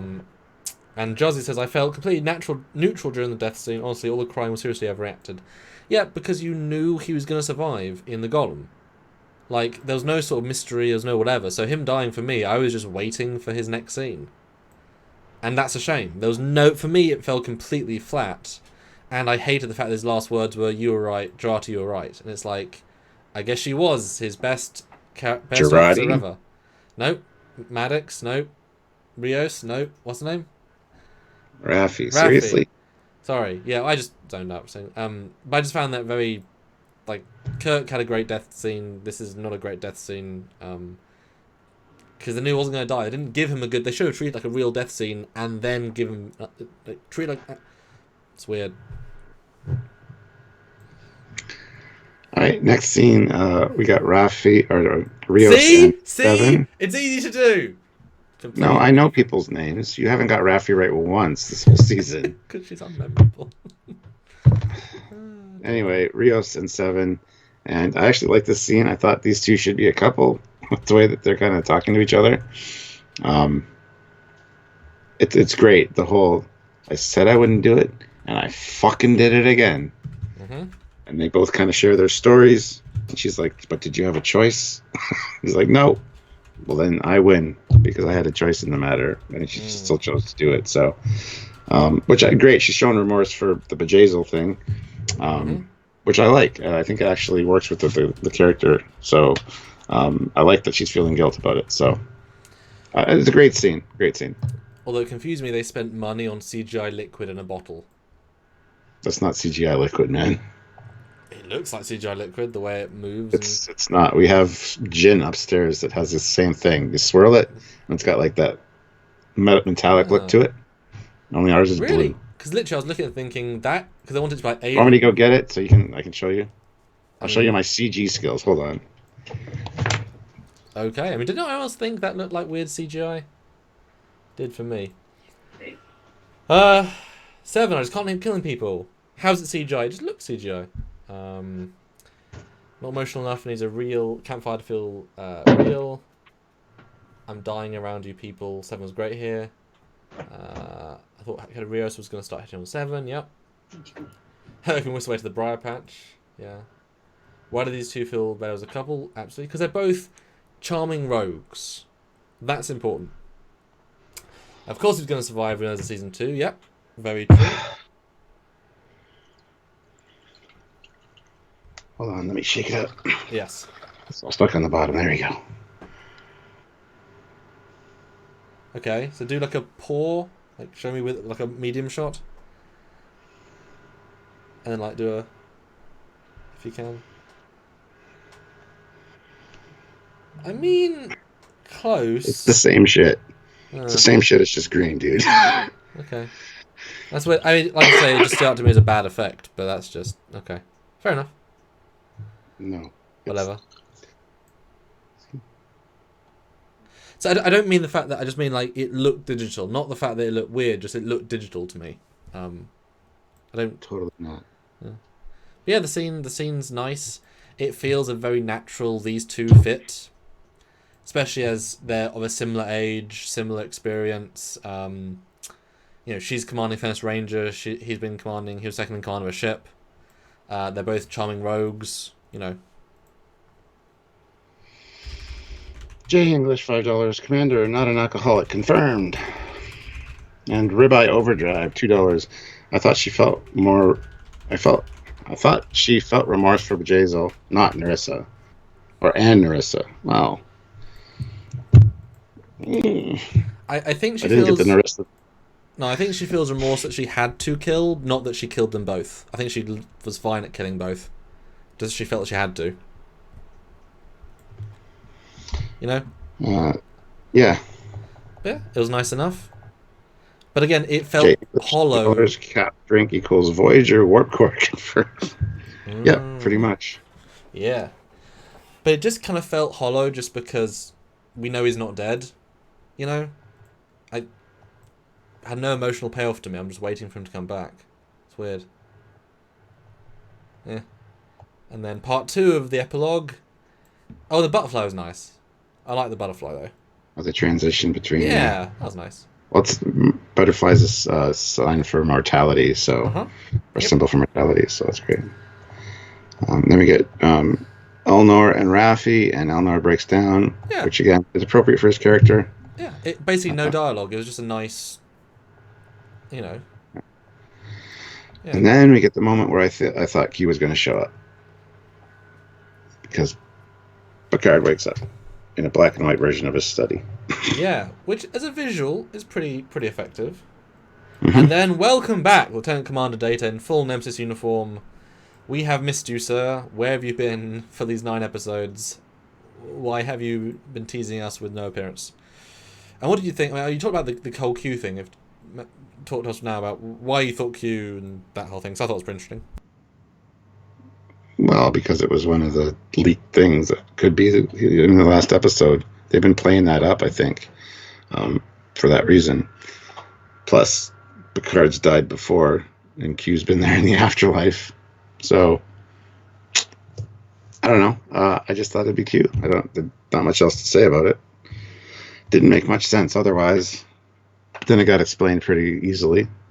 So, and it's great actually seeing Data back and actually getting Data, because I said that when I saw Brent Spiner in the last episode, would have liked to have a new version of Data instead of a new Soong. But yeah. But this is where the episode actually gets good, which is weird to say given we've now finished the story of the season. Do you know? Like, the apocalypse plot meant nothing in the end, but the first scene and this scene meant something. And Brent is good here. I still wish they fix his hairline. Like, his hairline's awful. His age is not the problem. It's his hair. It's just the hairline. That's the thing that's the most distracting. I think we'll all accept an older Data because he can age. He says that in dialogue. But it doesn't quite look right. And yeah, whole long scene. It's arty. It's nice. You said before, and I agree, that Patrick's acting. He's suddenly acting alive here. Like, all the energy that he had in the first scene is back because he's now dead, which means there's no mortal body to pull him down. So he's energetic and he's happy and he's expressing it. But I do appreciate that very, very quickly they established this isn't death, this isn't the afterlife, this is there's no sense of confusion here. It's a AI construct, like it's a computer world. They kind of brush past it to let you just enjoy the moment. But I like how they don't like. There's no false start here, you know. Yeah, I love the explanation too about it's basically a construct from one of the neurons, and he's kind of Yes. trapped there essentially. So it's kind of like a purgatory for him, Mm-hmm. and you know, so well played. And then the whole Captain, I have a favor to ask of you.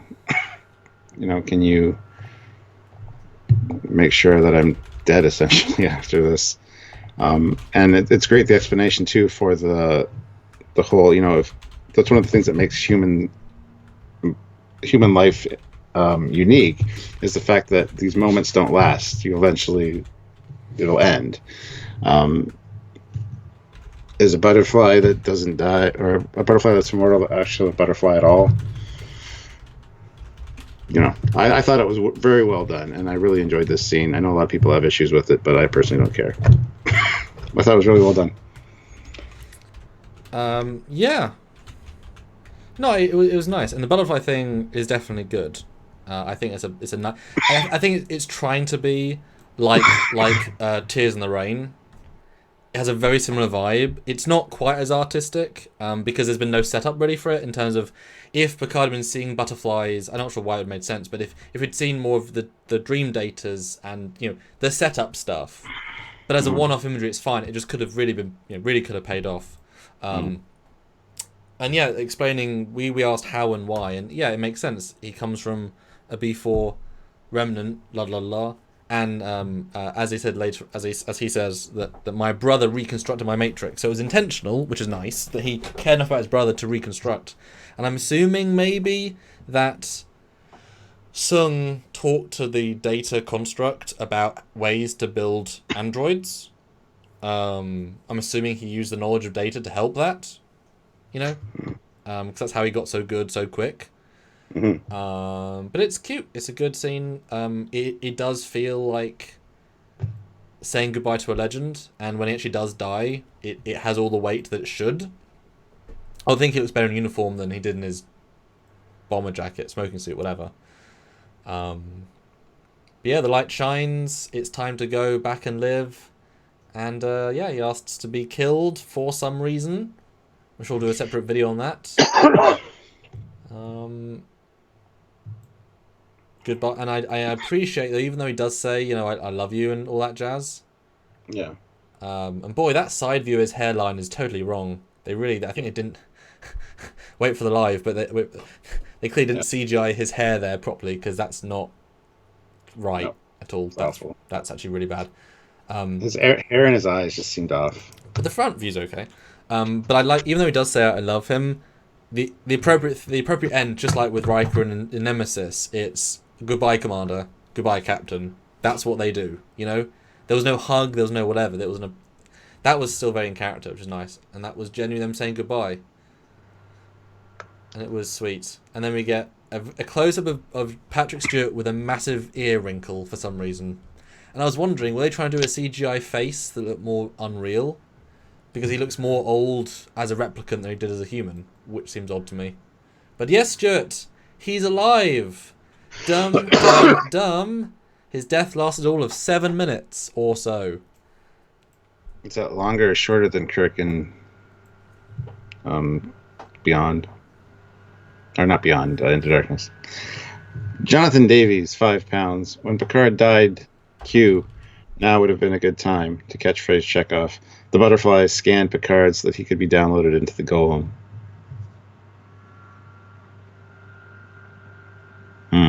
Okay.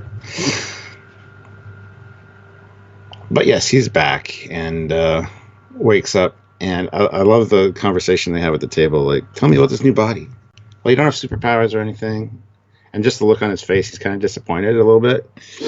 And you'll even age and still die at around the same time. And he's like, I would appreciate another 10 or 20 years. Loved, and then the realization hits him. You didn't make me immortal, did you? Yeah. And it's like, no, we were paying attention. We took care of you. Yeah. I thought I liked that part. So, like I say, from the data scene onwards, it's a good episode. I've very little to complain about, When you take away all of the big apocalyptic stuff, it's good. Patrick's good here, and I think he does act a little bit stronger. And yeah, his vibe's right. And although I'm still confused why the Sung can't just create another golem, because you kind of get the sense that he's like, I'm sorry to take this away from you, and he's like, no.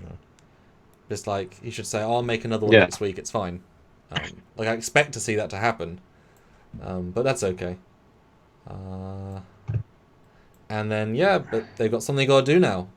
We gotta kill Data, and it cuts to Blue Skies, and he's in this... Sung by Soji. The actress that played Soji sung Blue Skies. Yeah, very artsy. Kind of, in a weird way, over-dramatic, but that's the scene. Do you know what I mean? Like, it was trying very hard to be arty. It succeeded, but it was like, whoa, this is a thing. And I wonder how long, in Data's perspective, this was, because I get the feeling that he lived a couple of extra days or years. Like, he did stuff with his time. Do you know what I mean? Yeah. That he got to enjoy the sense of knowing he's gonna die, as opposed to... Oh yeah, absolutely. Yep. Otherwise, it'd be like minutes, and he'd be like, "Oh, cool, now I'm something means something." I'm not sure what I'm trying to take from that, but although you would have thought that he would press Picard, now knowing he's in there, press some buttons and have Data on like a view screen and be able to talk to his brother, because his brother didn't get to say goodbye.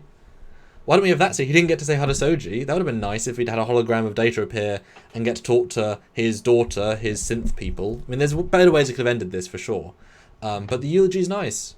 It's nice. It's good. Patrick does a good job, and to watch Brent die again is sad, and it's powerful and harder with the CG, the aging, and Patrick being there in costume and uniform. It's sad. It achieves its goal well. Yeah, I loved seeing younger looking Picard in TNG uniform there. I thought that was really great. They hid his face to hide the wrinkles.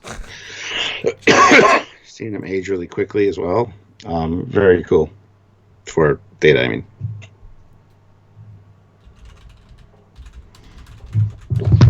Come on, my computer's having a stroke. Everything's like froze. I can't open the pictures. I can't. There's no progress. The control center's not updating. Oh, I'm sorry. My backgrounds are... Well, we're almost at the end, Stuart. I know.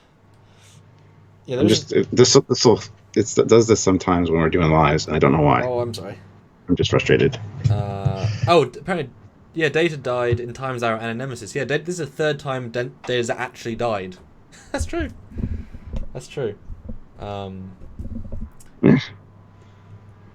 Yeah, but yeah, bye Data. Yeah, it was sad. Like I say, I still think he should have been a hologram or another Data. I mean, there's all this I agree. All this other logical stuff. But whichever. And then I think we'll do another live talking specifically about this end, because there's lots to talk about. Yeah, there's so many small topics in this episode. I mean, the fact that Picard is now a synthetic life form who theoretically, while will die within 30 years.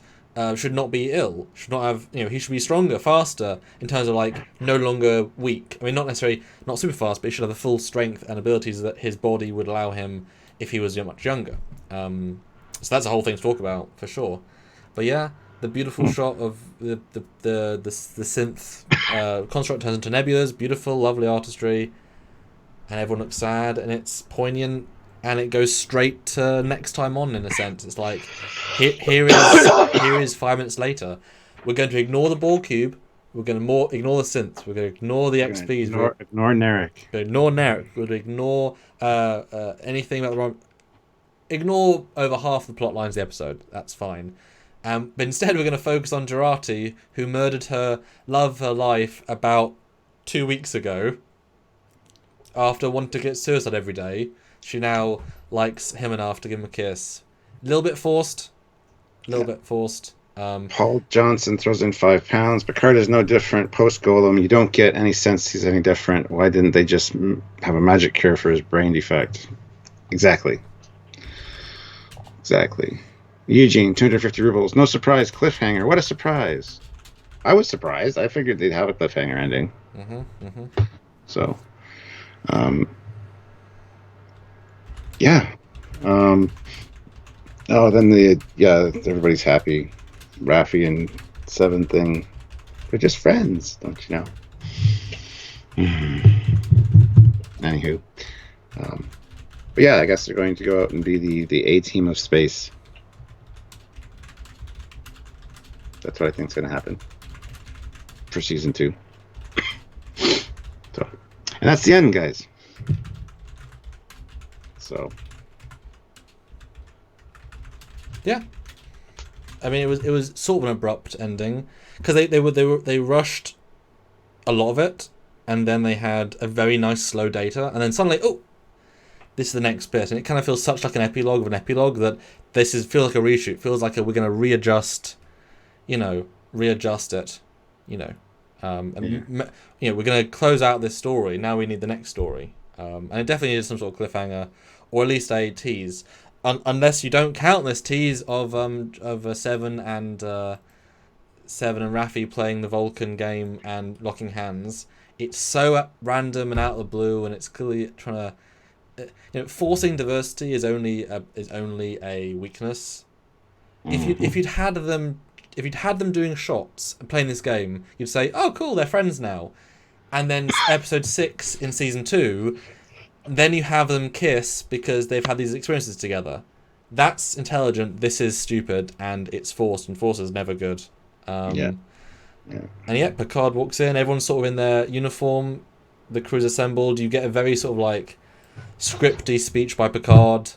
You've come a long way, Soji. La la la la. The script's making me read this. But I like her line of I am a better wanderer. And then the whole new crew's assembled. Not sure what lost cause Elnor's here for. I guess they're going to take him back home because he's finished his lost cause.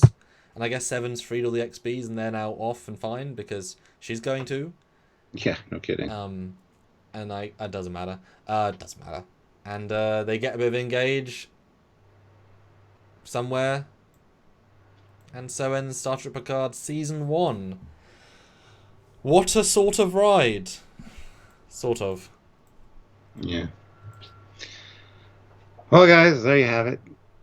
Tune in for videos all week. Our standard videos.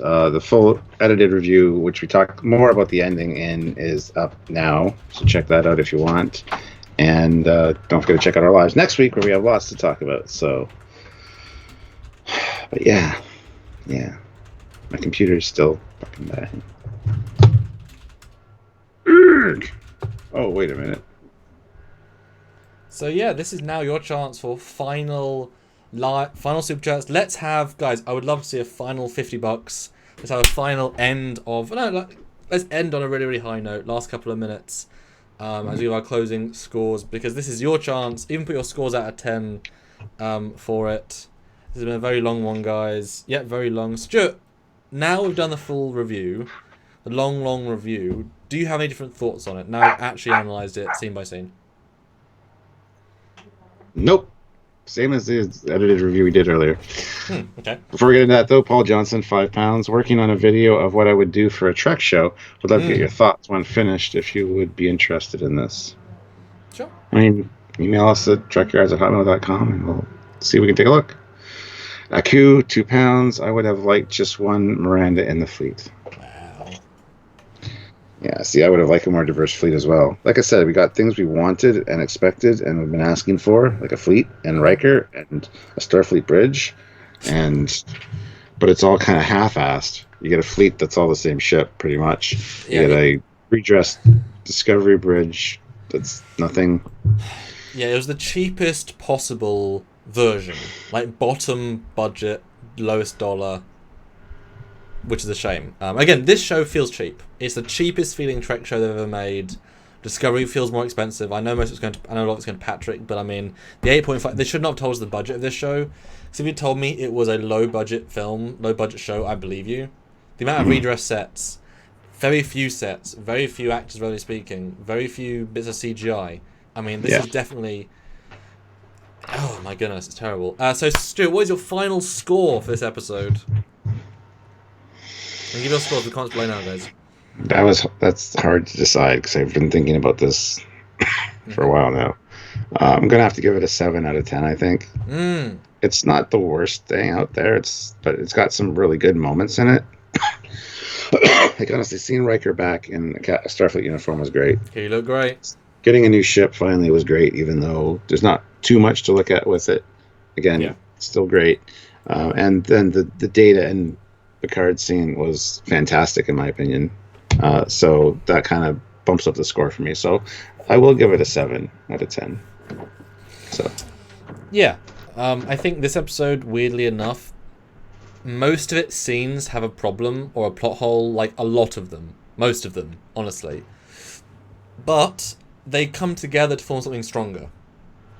Which is weird. You know, the episode's better than the sum of its parts. When you start breaking it down, it does fail on most aspects. We put it together. I don't know if it's better with the first part or not, because they're so different, and yet this keeps going at the same pace. It's weird. But I wasn't expecting great things, and it definitely was entertaining.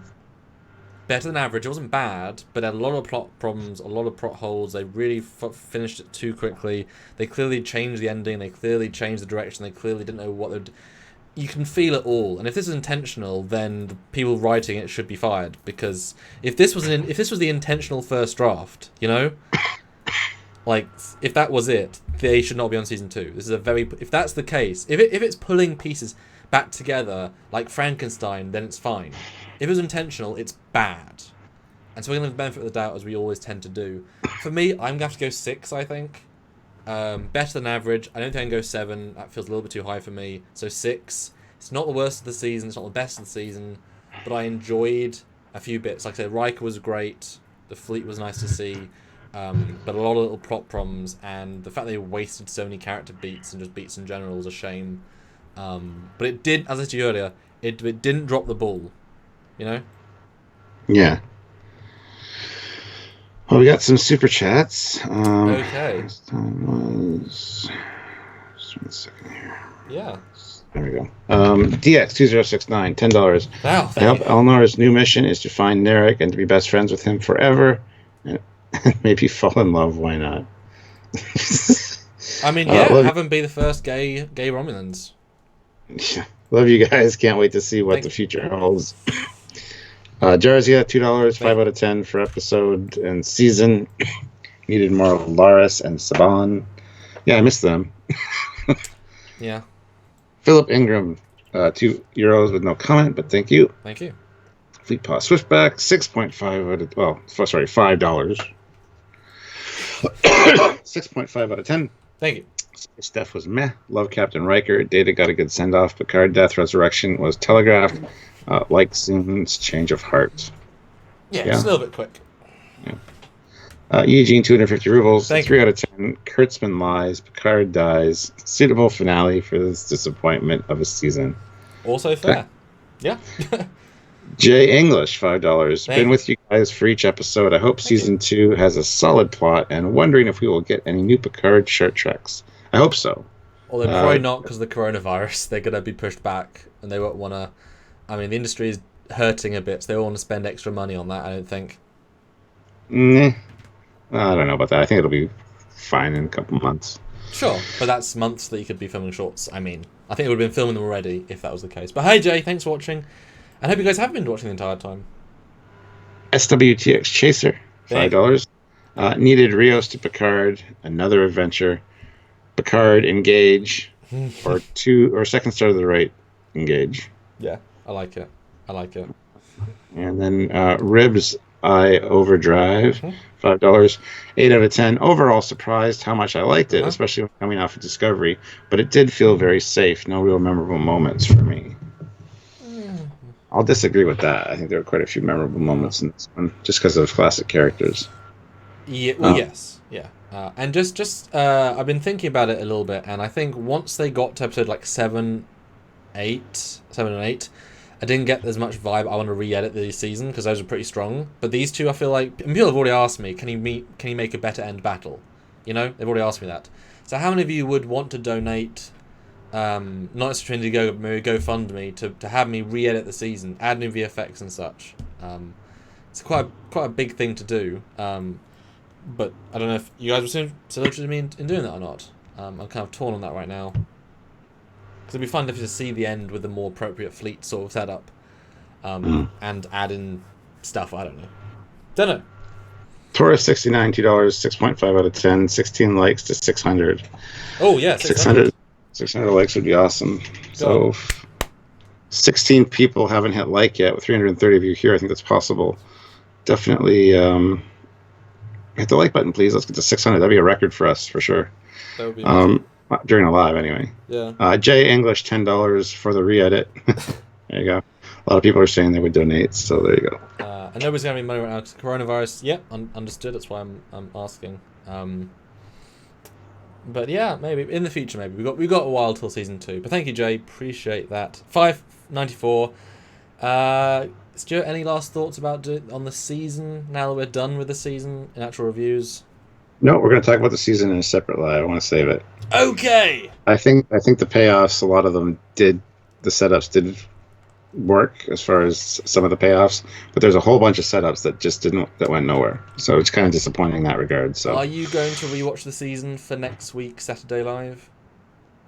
I basically did yesterday because they were playing the whole season on CTV Sci-Fi. Oh wow! So going back and watching some of the earlier ones, it's quite interesting. I didn't focus on them. I didn't sit down and watch them, so I might do that still. But that's interesting. Yeah, because they're like, okay, watching this isn't so bad. Knowing where it all ends up, right? Yeah, it's a completely different second watch. It'd have to be. Yeah.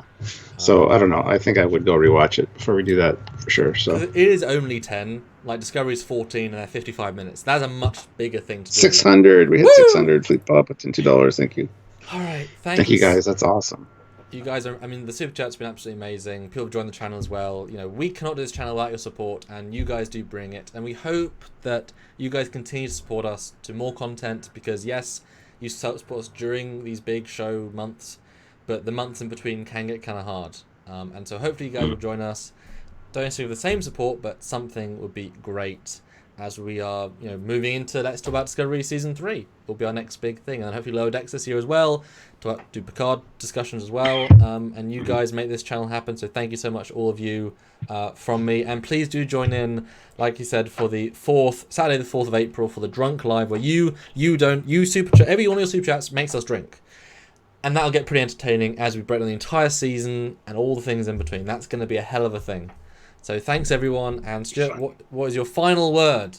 Because Jeff is the final super chat, and I think that's very apt, as he's amazing.